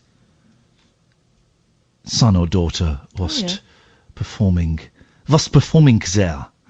Let's go to Russ. Good evening, Russ. Welcome to the hashtag TLNA, the Late Night Alternative. What can we do for you, my friend? I can't spell that. I'm dyslexic. A succulent Chinese meal. Hello. How are we? Let us know when it's our turn to speak, and we'll join in. Oh, you can. Absolutely. Thank you. What you got for us? Apart from crap patter. No, jokes. I know. Well, I know you're joking. I know you meant it, but I know it's a joke. Nothing matters, really. Basically, I thought I would admit to having zero interest in sex. Zero. Well, you obviously got some interest in sex because you phoned up to tell us that you don't have any interest in sex, and that's an odd thing to do. It's an odd thing to feel I need to say. No, my interest is in the subject that I am talking now, and that subject is that you raised earlier that there's only 3 people that aren't. I'm the fourth. I'm the fourth person who's not interested in sex. It is an uncommon thing. So you've never... Well, it's not that uncommon. Now, that's not asexual, is it? Is that asexual? Yes, I consider myself asexual. Okay. I know. It's. I mean, my saying like 3 people. I think I said I know 3 people, but maybe I didn't. Was a very... Maybe I'm wrong. Maybe you did say. No, I don't know. Maybe you're right. Maybe I'm wrong. But I think now it's quite you know common. Well, I've never been one for lucky in love. All the girlfriends when I was at school buggered off with the blokes. Then when I got older, I got engaged. She buggered off with another bloke. And I got engaged again, and I married that one. We had a... This doesn't sound like asexuality. This sounds like incest. Being an incel, excuse me, sorry. This sounds more like incel as opposed to asexuality. Possibly. I'd have to look up the meaning of the word incel. What's it? Involuntarily celibate.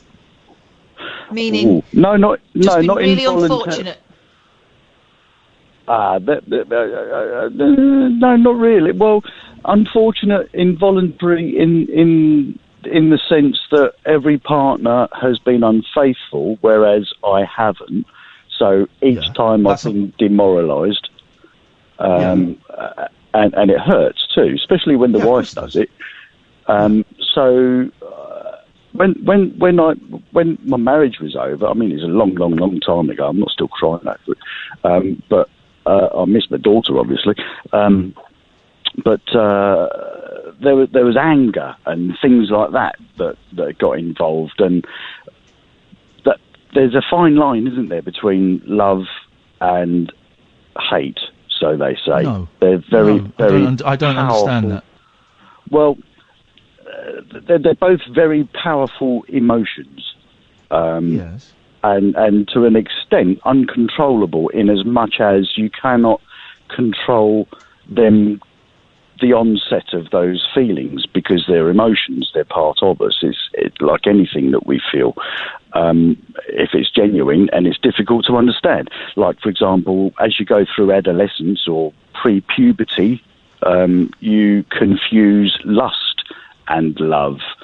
And it's often the girls who advance mentally quicker than boys at that age, who, for example, I had one girlfriend who looked like Kim Wilde. She was gorgeous, and it was my 16th birthday when she agreed that she'd be my girlfriend.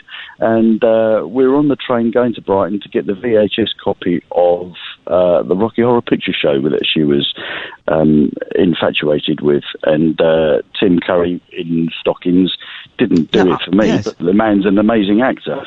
But you have these relationships and they're platonic, and it's platonic because one party of the relationship isn't as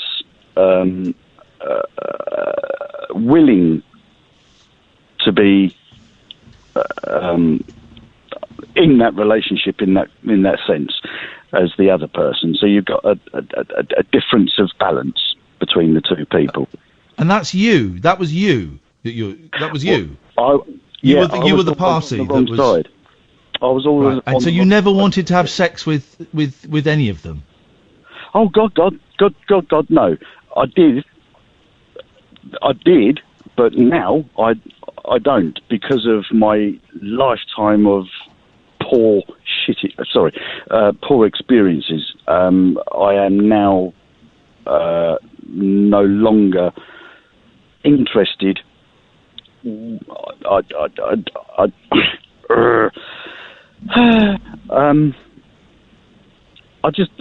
don't care for it. It doesn't come into my daily thoughts. I'm not preoccupied. I'm not predisposed. I'm not affected even. It just doesn't. I don't meet people anyway. I work quite hard. Lonely job. I'm a truck driver and away quite a lot. So I don't meet people. I know stereotypically truck drivers are supposed to pick up prostitutes and murder them and bury them or whatever. All right, steady on. I know what you're saying. Yeah, steady on. That's not a very nice image. I'm in all honesty, Russ, I'm slightly struggling to hold on to the point of this, but I appreciate you sharing that, Russ. Thank you. 0344 499 1000. I'm struggling to hold on to the thrust of that there. A few people calling me out because I got a fire. People that don't follow me. Lauren has tweeted me. She doesn't follow me. This is the worst time possible to expose your neighbours. It's because I put a picture of the fire going. And I get this, and we can talk about this. I've got a fire going here right now. Small little fire with some logs on. This is the worst time possible to expose your neighbours and yourself to chimney smoke. Please will you consider everyone's health and comfort in your decision. I don't live in a town. I live on a street. I've got a house next door, and I've got I'm semi-detached. There's a house to the other side that is not connected. There are about 5-6 houses. Is that about right? Mm-hmm. On this street, and I'm not near a town. I don't know. Obviously I don't think me having a fire is going to cause a major health risk. But then you've got to always check your sources. And I've clicked on Lauren's name, and she doesn't follow me, but her hashtags are clean air for all, act on climate, health education, don't shop. So she's obviously a political person. She's retweeted something about banning wood burning. So there's obviously, she has a vested interest in it. Vested interest in saving the planet, if we can have such a thing. I don't know, am I doing bad by having a fire? Is it? I mean, I know the corona is about breath and about breathing. Without giving too much away, these are old houses and they've all got chimney places. Yeah. They've all got fireplaces. So I don't know. it's not like you're in a built-up area. No. And you've put it in specifically because you wanted something different from everyone else. I'm certainly keen to engage in a conversation, Lauren. I don't know if you're listening or if you're just tweeting because you're just tweeting. I don't know. She can't be listening because she's tweeting me and it's not my fire. Has she? And I actually put that it's your home, not mine. Is she following you? No. She's not following you. Okay, so she's looking. Well, how peculiar. Maybe she's following someone. Maybe she's following someone who liked it. 99 people liked that picture. I don't know. I certainly don't know. 0344 499 1000 is the telephone number. If you can give us a call if you want. Helen, if you can stay there until after the news, you'd be very, very welcome. We'd appreciate that. You can call in about kind of anything, really. Am I bad for having a fire? I don't know. I'm certainly not doing it to flick the V. If I can't have a fire, Kath, what the hell is the point in living here? 0344 499 1000. This is all you need during Armageddon, the late night alternative, weeknights from 10 with Iain and Kath on Talk Radio. Late night, Iain Lee on Talk Radio.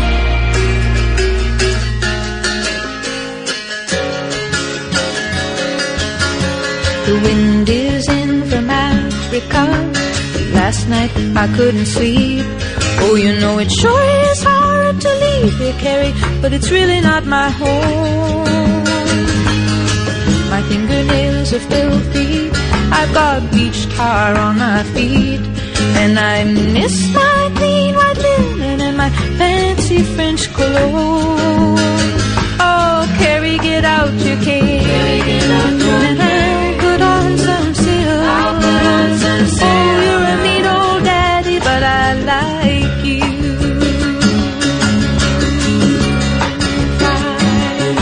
Come on down to the Mermaid Cafe, and I will buy you a bottle of wine, and we'll laugh and toast to nothing and smash our empty glasses down.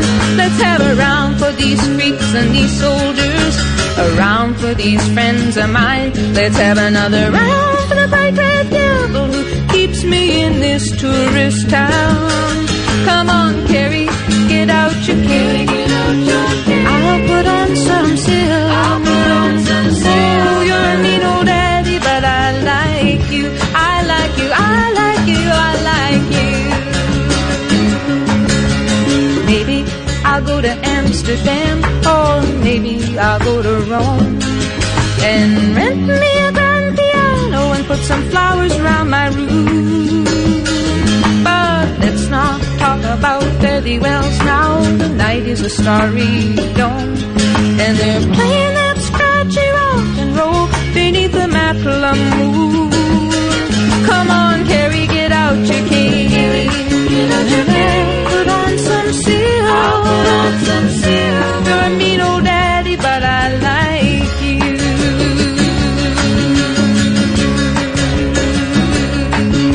The wind is in from Africa. Last night I couldn't sleep. Oh, you know it sure is hard to leave you, but it's really not my home. Maybe it's been too long a time since I was scrambling down in the street. Now they got me used to that clean white linen and that fancy French cologne. Oh, Carrie, get out your cane. I'll put on my finest silk. Go to the Mermaid Cafe, have fun tonight. I said, oh, you're a mean old daddy, but you're out of sight.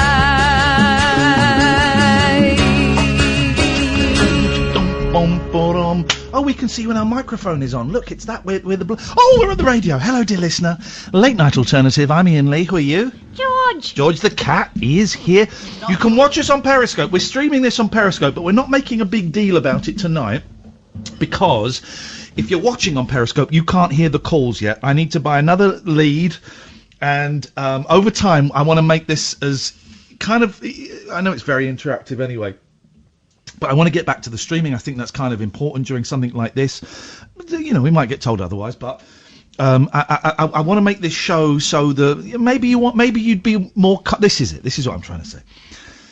A lot of you like listening to this as a radio show, and I think that's what I would like. But I can understand why perhaps some of you might get something more out of it being a visual experience as well at the moment. In these special circumstances, you might like to see people talking. I don't know. That might add a little comfort for you. So we'll sort that out. It's called company, isn't it? Yeah. So we will... It's a radio show first and foremost, but over the coming weeks... Hopefully by next week I'll have it all set up. We'll have a nice little studio with 2 microphones. Yeah, not those guys. And we will try and make it so that we can stream it on Periscope or YouTube. We won't stream it on Twitch, but it'll either be Periscope or YouTube, so that you can, if you want to kind of come into the living room with me, you'd be very, very welcome.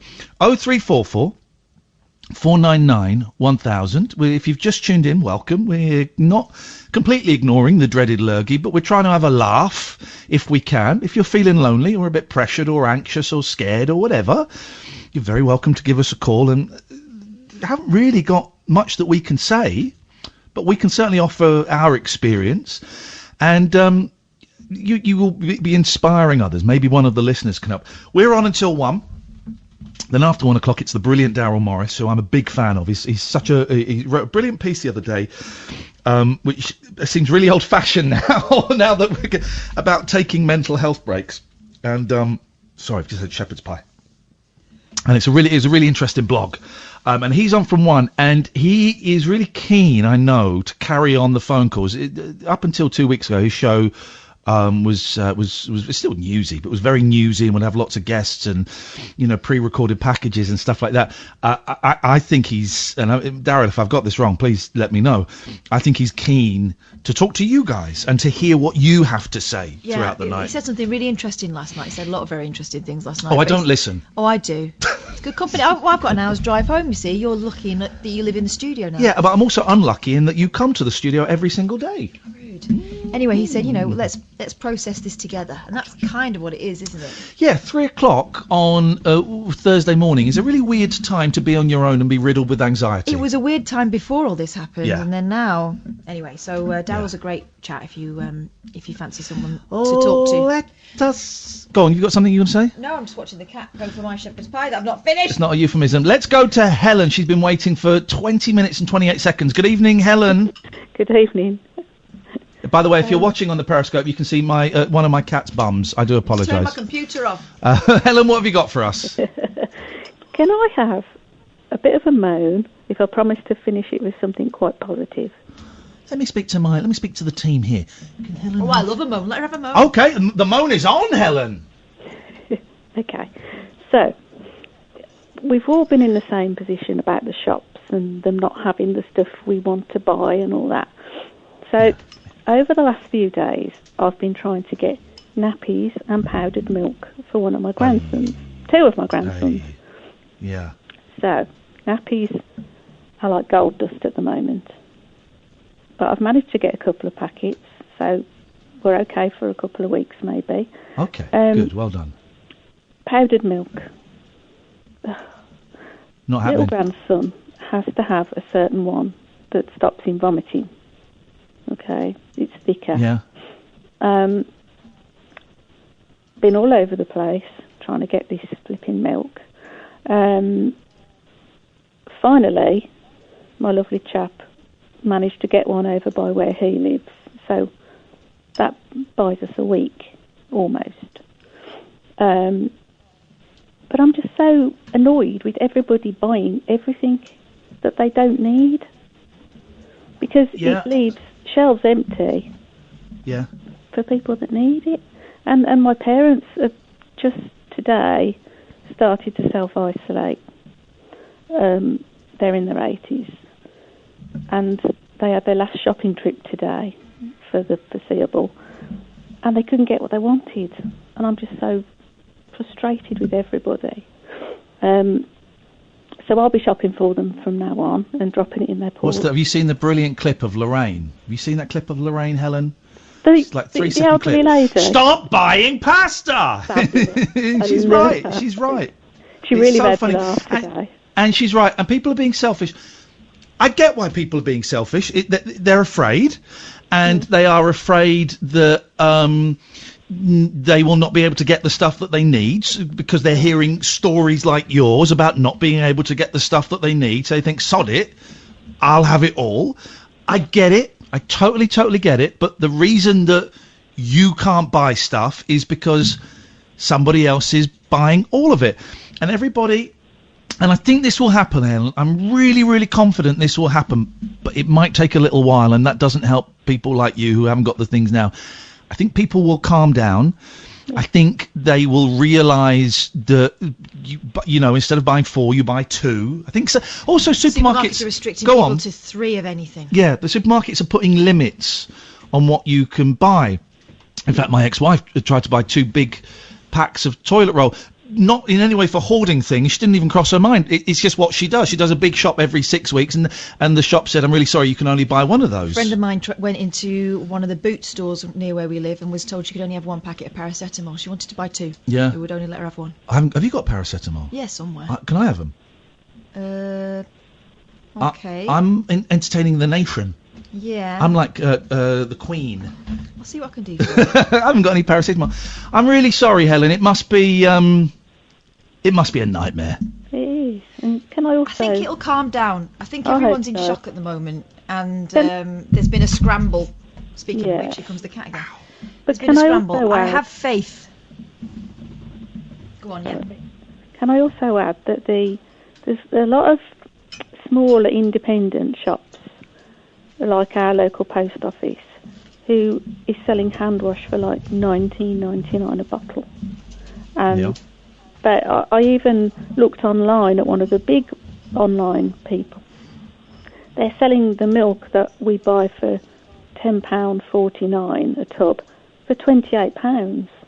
Unfortunately, that's capitalism, and that's how it works. Yeah. And it's profiteering, and it should be illegal. But yeah, it sucks, and it's going on, and people are idiots. So go on. What was you had something good you were going to end with? Okay, the promise of something more positive. Our local Facebook group, everybody's getting together, and I'm seeing some really positive, nice things happening in the area. Yeah. And actually, I got a tub of flipping milk from a lovely lady on Facebook who had bought the wrong one. A lady made milk for you? I wouldn't drink that. No. That's disgusting. She got a tub of the milk I've been after. The powdered milk. I do apologise. I drove to get it, and do you know what? She charged just what she paid for it. There you go. She You could see. have added a few And that's quid it. on, but she didn't. That's it. Look, speak to your neighbours. The local Facebook groups are mainly great because I'm on a few, and some of them are full of idiots, and some of them are full of people scaremongering and posting things. I heard from a friend. My cousin's got a friend who works for the government and heard this. A lot of that. But there are also a lot of concerned citizens going on there going, right, what can we do? What can we do to help? And the focus at the moment is on elderly people rather than children. Perhaps rightfully so. What can we do to help? And there is a lot of that going on, Helen. And I'm glad that you managed to find some of that. Thank you. Thank you, Helen, and good luck. Hey, listen, well, thank you. It's very really kind. Thank you. 0344 499 1000. It's about communities. This is the thing. One of the things I hope that sticks afterwards. Communities. I had a card from the woman 2 doors down, who I've had cards from before when I moved in. I've not really seen her since, but she had a card with her phone number on. We've been texting each other because she's going to might be getting some work done in the garden. They might have to come into my garden, but also at the end of the note, how you doing with all of this? It's weird, isn't it? And I texted her back going, all right, Joe, it's Ian. Yeah, this is weird. Of course, she can come in my garden whenever. Just to let you know, I've got an eye on Betty next door, and you haven't got to worry about her. So the communities, small. We've all been thinking too big. Small. Tell you what I really noticed in the playground as well today. Yeah. People taking the opportunity to talk to each other. Yes. There's a load of people on phones and it's quite subdued. There is a bit of chatter, but today it was like, wow, it was like a roar. Oh God, I hate people. that. Well, it was a roar of people taking the opportunity to have a chat, and it's already got to the point where you're watching television and you see people doing things that we were doing 2 weeks ago, for example, going and hanging out in crowded places. Yeah. And it looks weird now. Imagine what it's going to be like in a couple of months. Sheila, I don't know what you're saying. Called a few times. Yeah, I know. You were just up on the screen. I was about to go to, and you've gone. I don't know what the then call the call goes. goes rogue. Rogue. Okay. Well, call again. Or Sam. George, what are you doing? You absolute prune. There's no... Sam, if you call her again, we'll speak. Well, let me speak to Emma, and then if you could call Sheila, we'll speak to Sheila. 0344 499 1000. This is Talk Radio. Late night, Iain Lee on Talk Radio. Yes, mate. Let's go to Emma. Good evening, Emma. Hello, Iain. How are you? All right, thank you. I've had too much caffeine. I've had a little bit of Coca-Cola. So after this, I might stay up and play a little bit of Call of Duty if anyone wants to join me. How are you doing? I'm actually doing really well because I'm a prepper who has OCD, so it's kind of sort of my world at the moment. You were made for these times. And I thought it might be positive for people to hear from me because I'm not panicking. If I was really scared, I would have boarded up my windows. Oh, so now because there are levels of preppers. There's preppers, and then there's preppers. What do you mean by prepper? I call myself a casual prepper because, as you said, some people can get really hardcore, weird, bizarre with it. But just over a decade ago, the WHO, the World Health Organization, said that there will start being food shortages in the future. So I thought, oh, that's really serious. That's a proper organisation. I should pay attention to that. So then you learn about foods that are preserved over time, and you don't hoard things. You don't, grab things like people are doing at the moment. You just buy a bit extra every time you shop. Okay. So what you got? Everything. I actually haven't had to go shopping for anything, important since this has been happening. I've been able to leave everything for my neighbours and everybody else. And I've also been able to help my neighbours as well. How many toilet rolls have you got? That's the question. Suddenly that's become the currency, hasn't it? So to kind of give us an idea. And I'm not in any way suggesting that you've been panic buying. I know that you're saying you have bought these over time. So I'm just curious what your pantry looks like. How many toilet rolls have you got? I have over 100. Yes. Well done, you. That's but I like to preparation. hesitate. I'd just like to say that it's been over a long period of time. I promise I haven't bought any toilet rolls in this current climate. And I do not think for 1 second that you've rushed out last week and bought 100. The fact that you've been... over how long? Is that like a year, 2 years? Well, the good thing about it is I started 10 years ago, and always having extra is... There's been times when I've been redundant, or my husband's been redundant, or there's been illness.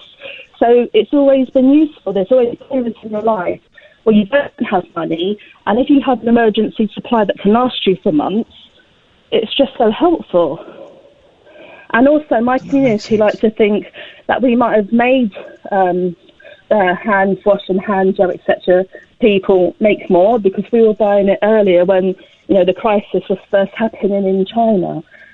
And I'm actually disgusted that the government, just before Christmas, didn't say, hey, guys, get a little bit extra just in case you get ill. Not to panic people, but just say if you get ill, it's a good idea to have the things you need there. Everybody was upset. I'm holding off speaking about the government's response for several reasons. One, because we're trying to keep it light here. Sorry. Two, because Two, because it's an almost impossible situation, and three, because I don't know. Maybe they're doing it right. Maybe I'll feel more prepared to talk about it afterwards. So I am doing what I don't normally do, Emma, and I'm trusting in the government. I am putting my faith in Boris Johnson and the government. And that sound, honestly, those words coming out of my mouth it sounds insane to me. But what else have I got? What's the alternative? What else have I got? We could do a show where we could come on and slag them off. What does that do? That creates the fear. That helps create the fear. We could come on and do a show where we praise them to the skies. Well, that will anger some people. I'm holding off all judgment until we come out the other side. But it's an almost... Did you see him today? Boris Johnson. He looked awful. As one would expect of a Prime Minister going through this, he looked awful. There have been several times recently where I've thought, this is what you always wanted, Boris. Yeah. How does that feel? Yeah. Oh, God, yeah. He's having the worst time. He's had the worst beginning of any Premiership at all. So that's why I'm not having to go at you, Emma, for bringing it up. People can, but this is why I'm kind of deliberately not playing the Boris is doing a crap job, Boris is doing a great job game, because I honestly don't know. I don't know. And whatever someone was doing, it would be easy to go, well, I'd do it this way. Well, here's the thing. It's the easiest thing is to say they're doing it all wrong. Yeah. The difficult thing is saying, right, so this is what they should do. Yeah. And unless you've got that, then you just got to crack on with it. Is this like a spare bedroom scenario, Emma? Have you got a shed at the back of the garden? Where is all this stuff kept? Or is that top secret? Do you not give that away in your game? Well, what you're meant to do is have some in your house and some hidden away. Some preppers actually bury their stuff in big iron chests and things. That's why I say I'm casual rather than heavy. Can I just say, I feel relieved because our top universities are working on that. Well, say that again, Emma. You just dropped off then. You feel relieved because what? Our top universities are working on vaccines, and that's all across the world, and hopefully they're sharing resources. And can I just end on one thing?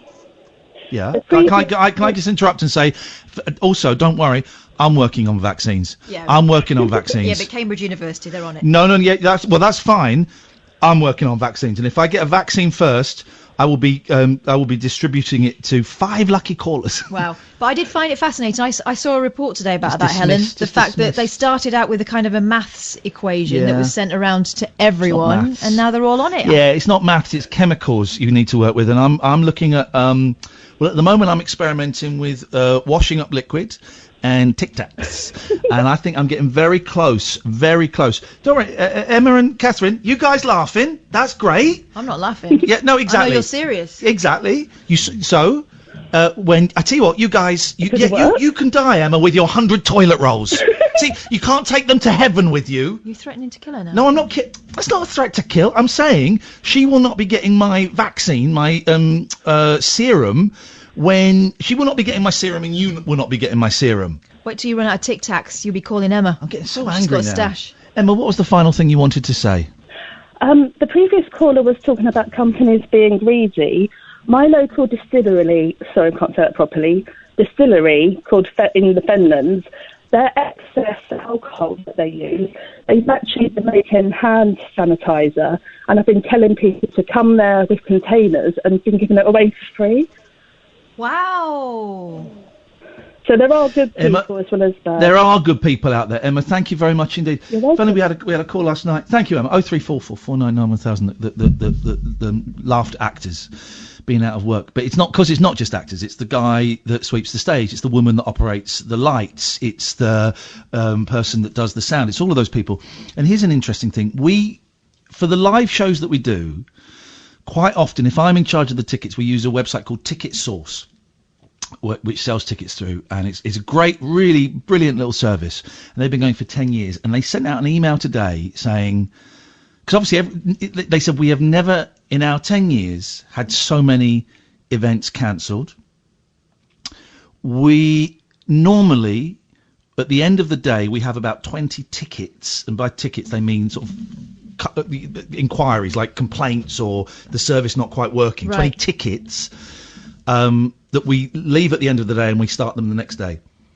Last night we had 2,500. Oh. We are really sorry. Please be patient. We want to get back to everybody, but we are swamped. The implication being, and if I've got this wrong, I do apologise. The implication being, they may not be around next week. You know, because they take a percentage, like £1.50 or whatever, off every ticket that's sold for small little gigs that we do in front of 50 people, for slightly bigger ones. Because they process the transaction. They do all the work. They do all the work.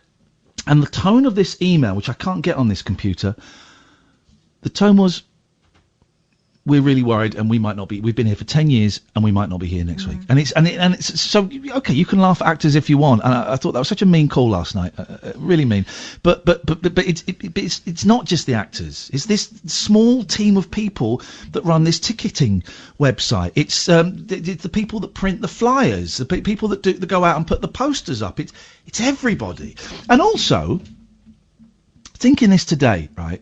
The BBC. Have you seen their new schedules? It's incredible.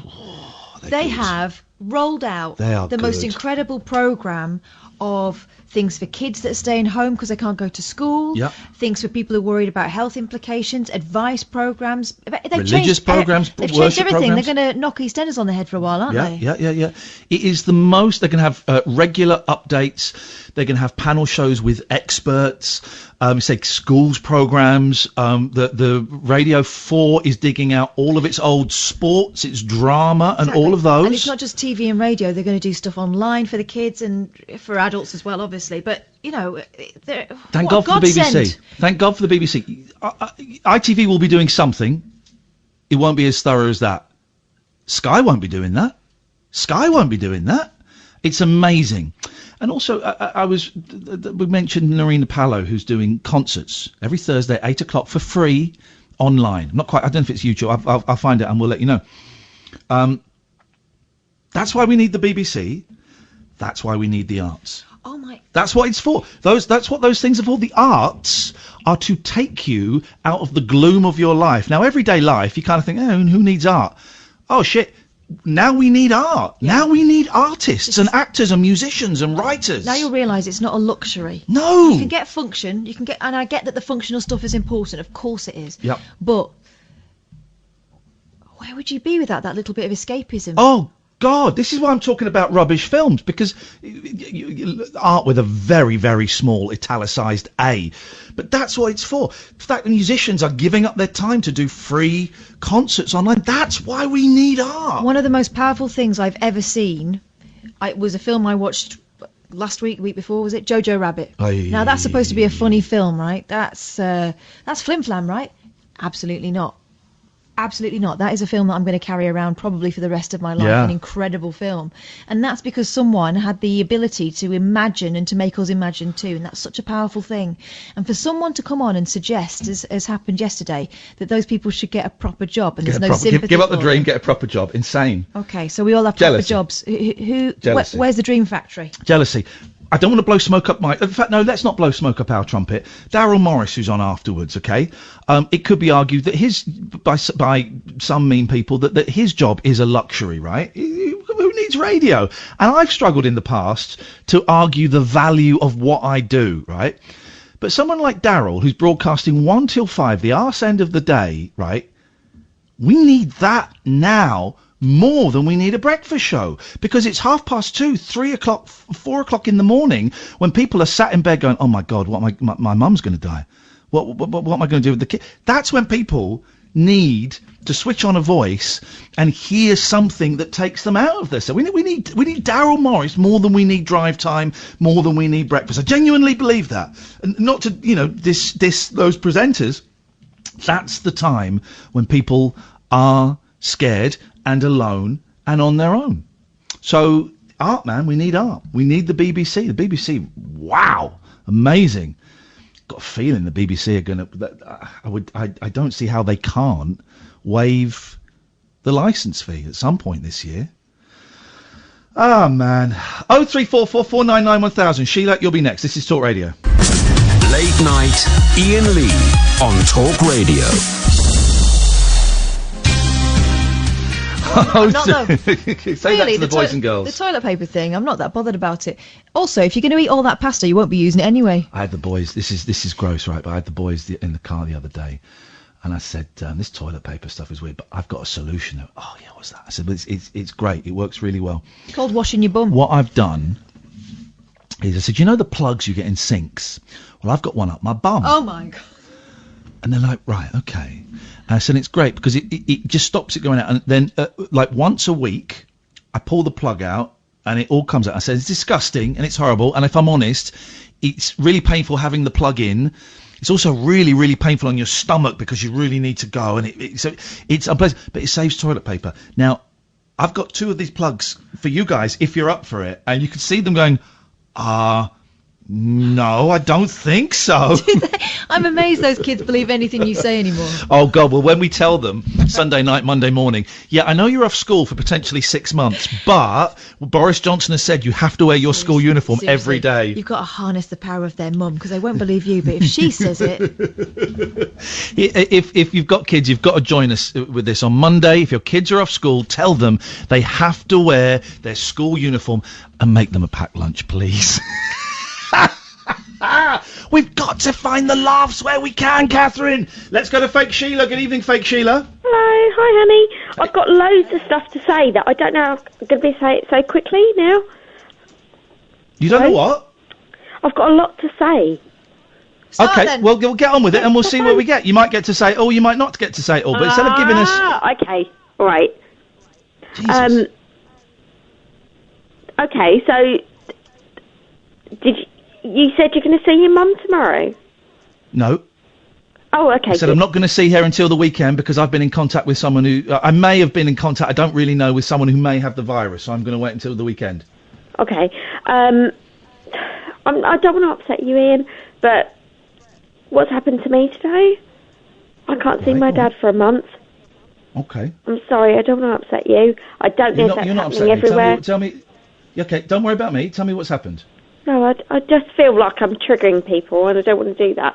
Okay, so Dad's come out of hospital, that's all I wanted. Haven't seen him for a week. I saw him last Thursday. All I wanted was him to get out of A&E and go into hospital, which he has. Yeah. Phoned up the care home where he is now. They're on lockdown. Brilliant. So, that's good. That's good news. I know. That's good news. That's good news. I had a letter from my care home saying they're on lockdown now, or will be from Monday, and I had a little weep, and but then I thought, good, they should have done it before. This is good news. This is good news. Yeah. And I know it means you can't see them, and it's awful, but can you do that thing that American dude did? Can you go and talk to him through the window? I don't think he has a window. Oh, I could, maybe. Go and talk to him through the window, and if he can't hear you, you phone him up and you look at him through the window. That's what I'm going to do with my mum. Or you get a notepad and do Love Actually style. Yeah. Yeah, that's what I was going to say to you. All I want to do at the moment, because I don't think I'm going to... I don't want to say it, but I want to say some stuff to my dad that I've not said. Yep. Do you think we can... I don't know. Will they accept letters? No. Not if they're doing it properly, they won't. What about an email? Dad won't understand that at the moment. No, but if you send an email to the home and they print it out. Okay. I'm kind of thinking if I do just do a Skype thing and beg her to go and show it to my dad. The email from my care home today, because I've got this Facebook portal thing, which I think is a good idea, but I don't know if Mum could work it. Is the care home said we are closing down on Monday, lock down on Monday. Yeah. But we are looking into Skyping. We're looking into setting up Skype sessions with any family members that would be interested, so that they can speak to their loved ones. So yeah, of course they would be up for that. Of course they would. Okay, I didn't hear that. All I heard today was people shouting in the background, asking for medication and things.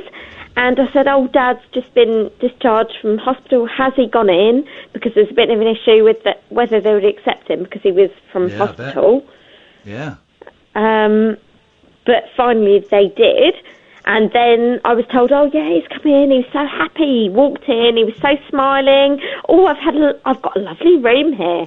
And that made me happy. I've got such a lovely room, and he's had it before. But that, you know, just that happiness of, this is a lovely bedroom. Beautiful. Beautiful. A silly little well, thing. then my suggestion, and it's a nice little project that keeps you going. We've given you a few options. Email the care home and write write the letter that you would give to your dad, but do it as an email and ask them to read it to him if that's appropriate, or if he can read it himself, he can do that. Ask about what they're doing, and don't do, would you be able to, do you think, what are you doing to, I know it's tough for you there, guys, you must be really busy, but what are you doing to arrange Skype and FaceTime sessions with the residents? That's the thing. Failing that, hang on, Sheila, this is important. Sheila, this is important because we're giving you 3 things, okay? We're giving you 3 positive things you can actually do. Failing that, you can ask if you can go and talk to him through the window. Don't open the window. You bang on the window. If you can talk to each other through the window, that's great. Otherwise, you can get on the phone and do it through the window, or as Kath said, you can hold up notes. So those are 3 things. That's 3 floors up. Well, then you can't do that. Okay, we've given you 2 things. Is there not like a day room that you could sit in or something downstairs? No, they've closed it down. Okay, well, we've given you 2 things. No, you're right. Yeah, sorry, I know. I'm sorry. I'm making it all about me, and everyone's got this. I know. It's not what we're saying. It's not what we're saying at all. But no, the reason it's I'm being not slightly that. I know. The reason I'm being slightly persistent is because I get with some callers that when and I can be exactly the same. By the way, Sam, phone box is closed for me here because Talk Radio too tight to pay for a team viewer session. We've just got the free one that closes after 3 hours, and I can be the same, Sheila. That I can be presented with actual solutions or compromises, and I ignore them and go, yeah, but it's so bloody hard. Well, we've given you potential things that you could do, and I hope that you follow them and they work. I will do. It's just upsetting, and I suppose it's something I didn't think I'd have to face. No, it's awful. It's awful. But don't feel bad about talking about There'll be loads of people listening that are in particularly similar situations. Obviously, no one's the same, but they'll have got a bit of help from hearing you tonight, Sheila. So don't ever feel upset about ringing in. No, of course not. Thank you. And thank you for considering the feelings of others as well. It is. Can I ask you one thing? I hope you don't Of course mind, you can. 'cause this is a completely different topic. Yeah. But I've got a friend that's quite involved with the A things, not AA, but an A thing, and they're having to change things to online. Yeah. I don't know if is that what people are doing, or... There have always been, there's a lot, particularly AA and NA and OA and some of the SAs. There have been, Sam, I'm back in, mate. Thank you. There have been, there's a lot of online meetings. I don't know about some of the smaller ones, the GAs and the OAs, they're a little bit more limited. Yeah. But there have always been a lot of online meetings, and I know that a lot of the meetings I go to are now closed, but I'm in some WhatsApp groups and they are talking about making And that's exactly what she's extra doing. meetings. And I just wanted to promote that because she's my best mate since I was 4. She does proper meetings, and today she's been setting up everything she can do to do online meetings for people that maybe don't want to go out. Sheila, And it's thank for you. a particular thing, but if Yeah. other people want to join in, absolutely welcome. Sheila, thank you very much. 0344 499 1000. I've done online meetings before. For me personally, not as good as being face to face, because sometimes I would find myself doing something else instead of focusing on the thing. And the ones I've done, it's not video, it's just audio, and they do all the readings and they do all the same stuff, and then you kind of have to buzz in and go, hi, I'm Iain, I'm an alcoholic and I'd like to share, and it's not as good because it really is about physically being with people. But when you can't physically be with people, these are brilliant. These are brilliant. Well, that stuff is medicine, isn't it? So you need to keep going. Dave, stay there. We'll come to you after this. This is Talk Radio. Late night, Iain Lee on Talk Radio. About 40 of them. Good evening, Dave. Good evening, Iain. Good evening, Kath. Dave, what you got for us tonight, my friend? Oh, it's Dave. Dave, hello, mate. Sorry. Oh, look, Patty's trying to hump that hat. Well, at least the hat won't mind. Patty's trying to hump a hat. Hello, Dave. How you doing? Nice to talk to you. I'm doing surprisingly okay, actually, for someone who has anxiety and panic attacks. I'm quite sanguine about the whole thing. Maybe I'm quite good at catastrophizing myself. I'm sort of pulled back from news in general and social media in a big way, but apart from posting pictures of cats now and again, I'm doing okay, really. You won't mind me saying this. You've muted words on social media, haven't you? Yeah, coronavirus. I've also muted anyone who posts a picture of an empty shelf on a supermarket.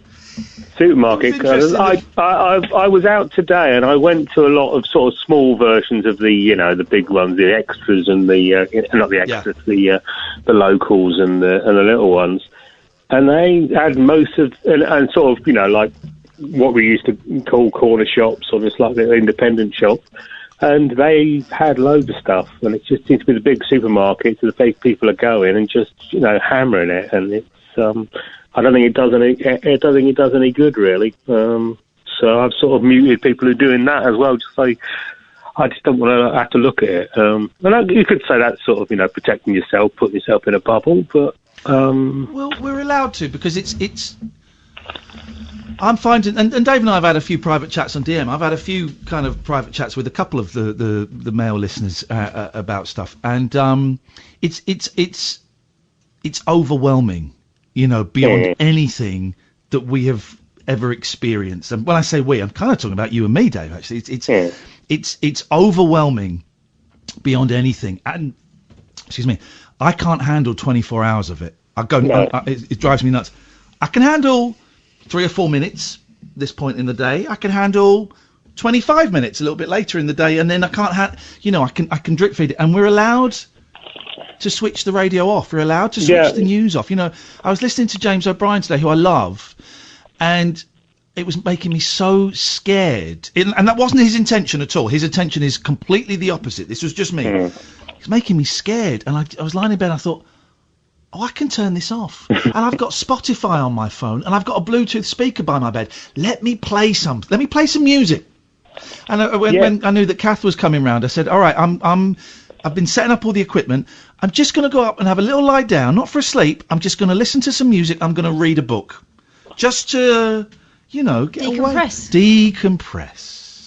Yeah, I'm not I usually listen to James as well, or but I just can't at the moment. I'll listen to your show, and otherwise I'm listening to music or audio books or whatever when I'm driving about, because I really can't listen to anything else at the moment, because it's just here we go. Penguin have asked me to do a little test reading to maybe do some audiobooks. Ooh. Hi, mate. Joyous sex, is it? Oh, shut up, you dirty. You dirty boy. Let me get a book. I'll do it now. Hang on a minute. Oh, here we go. Hang on a minute. I'm gonna get a book. Stop humping that hat. How are you, Kath? Anyway. He's talking to the cat. I'm all right. Yeah, I've kind of taken the same sort of steps where I'll ration myself listening to the news and stuff. In fact, for the most part of the day, I don't. I've been sort of checking in at that sort of 5 o'clock thing where Boris does an update, and then for as long as I can manage, and then I'll turn it off. I fell asleep before that, and I woke up when it was the questions and answers, and I thought, oh no. Oh, I've normally switched off by then. To hear that. What Right. I saw something scandalous earlier on, which was I've tweeted you about it. There's Brian Wilson's doing a thing in my room where he's sitting there playing the piano in his room. Do you know what? That doesn't actually cheer me up. It makes me sad. No, but they shot it in portrait, not in. Jesus. Absolute. All right. Well, I have got Long Time Gone, the autobiography of David Crosby from the Byrds and Crosby, Stills, Nash and Young. So I'm just going to open this. Okay. Okay, here we go. We started out from. Does he have to do his voice, do you? Because you have to do the voices. No. We started out from St. Louis, and I started noticing a unique pungent smell in the bus. Oh, blimey. I thought I had a problem. Something was either burning or rubbing or something. The band members laughed and reassured me there was nothing wrong with the bus. In Chicago. Oh my God. Chicago? You're not coming to the session. Good. I should have my own session. In Chicago, I was trying to help the road manager and the money was short. We did not receive as much as the promoter was supposed to give us. There was a problem almost from the very beginning. I didn't... Oh, hang on, this isn't David Crosby that's talking. What are you doing, man? Oh, here we go. All right, I'm David Crosby now. Here we go, now I'm David Crosby. I didn't have any friends anymore that were not getting wacko all the time. Carl and... Hey, what? Wacko all the time. Wacko all the time. Wacko all the time. Carl and Graham and everybody else I knew had Shut up. Wacko, Where's this guy? Where's this guy? Where's this jerk? I pretty much said, well, Jesus, if we can't get him in a hospital, what's the use? It's maybe I'm Graham Nash now. I don't want to watch it. This is a bad movie. That's him, is it? Not me. They used to call my bus the Lab, and my companions on the road were a group of sleazos and one very damaged girl. The only time anybody ever saw me was when I was out prowling the halls. Sorry, you. Saw me? Where are you going? I'm just going to go and get something. Oh, well, I'm yeah. fascinated. Carry on. Can you be quiet? I've got neighbours. The only time anybody ever saw me was when I was out prowling the halls trying to score, or because I'd run out of dope, or because it was time to work. The rest of the time I was hiding in my bus or hiding in my hotel room, taking copious quantities of drugs. I was a blatant, obvious druggie. There you go. Now, what do you reckon to that, David? You still there? Hello? Yeah. I mean, David Crosby might be on the phone with his lawyer, but, but you're reading that first bit where whoever it was describing what drugs smelt like. I thought that can't be David Crosby saying that. Would you, and I would do this for you. Yeah, it's very engaging. Yeah, it's, So, sorry, I was going to say, would you like me to take a dump in an envelope and send it to you? And you said yes, so I have to do it. So you lose. Would you like me to read that book to you? Yes, I would. Okay, you've agreed to it? What time are you coming round? I will do it. I'm not coming round, but I will do it on the phone, and it's £500, and you've agreed to it, so you have to pay it. Yeah, cheques in the post. Oh, here we go. Here's something you can help us with. It turns out some people didn't know you could mute words on Twitter, and Jenny's just said, OMFG, that means, oh my flipping God. Oh. How can you mute words? I need this. How do you do it, Dave? You just go into your profile settings, and I think it's security. Profile. Let's have a little look. I've got it in front of me. No, hang on. It's settings and privacy. I think so. Then you scroll down, and it's muted accounts and muted words, I think. Oh, hang on. Here we go. So privacy and safety. Then you go down to safety, and I've got it set to display media that may contain sensitive content. Oh yeah, then you go to muted. It's where you mute people. Muted accounts and muted words. And you just put in there, and And I've put in actually Dave Dogface Boy. I've muted that word, so I don't see any of the filth from that pervert. You feeling better now, Dave? You phoned up for comfort, and I've just insulted you. You've been comforted. Yeah. Well, same old, isn't it? Nice to hear you, mate. I'll speak to you soon. Take care. Yeah, cheers, man. Bye-bye. 0344 499 1000. It's a good idea, actually. If you think that would help muting words, it's primarily used for profanity, the swears. Some people don't like the C word. Oh, I especially like the swears. You love the C word. Whoa. If you want to mute Corona or COVID or supermarkets if you mute the C word, how would you get rid of people off Twitter that you don't like? Oh, that's a very good idea. What are you doing? I've got to chat his fate. Wait, mate, the show's finished. Your timing I know, but I was just like...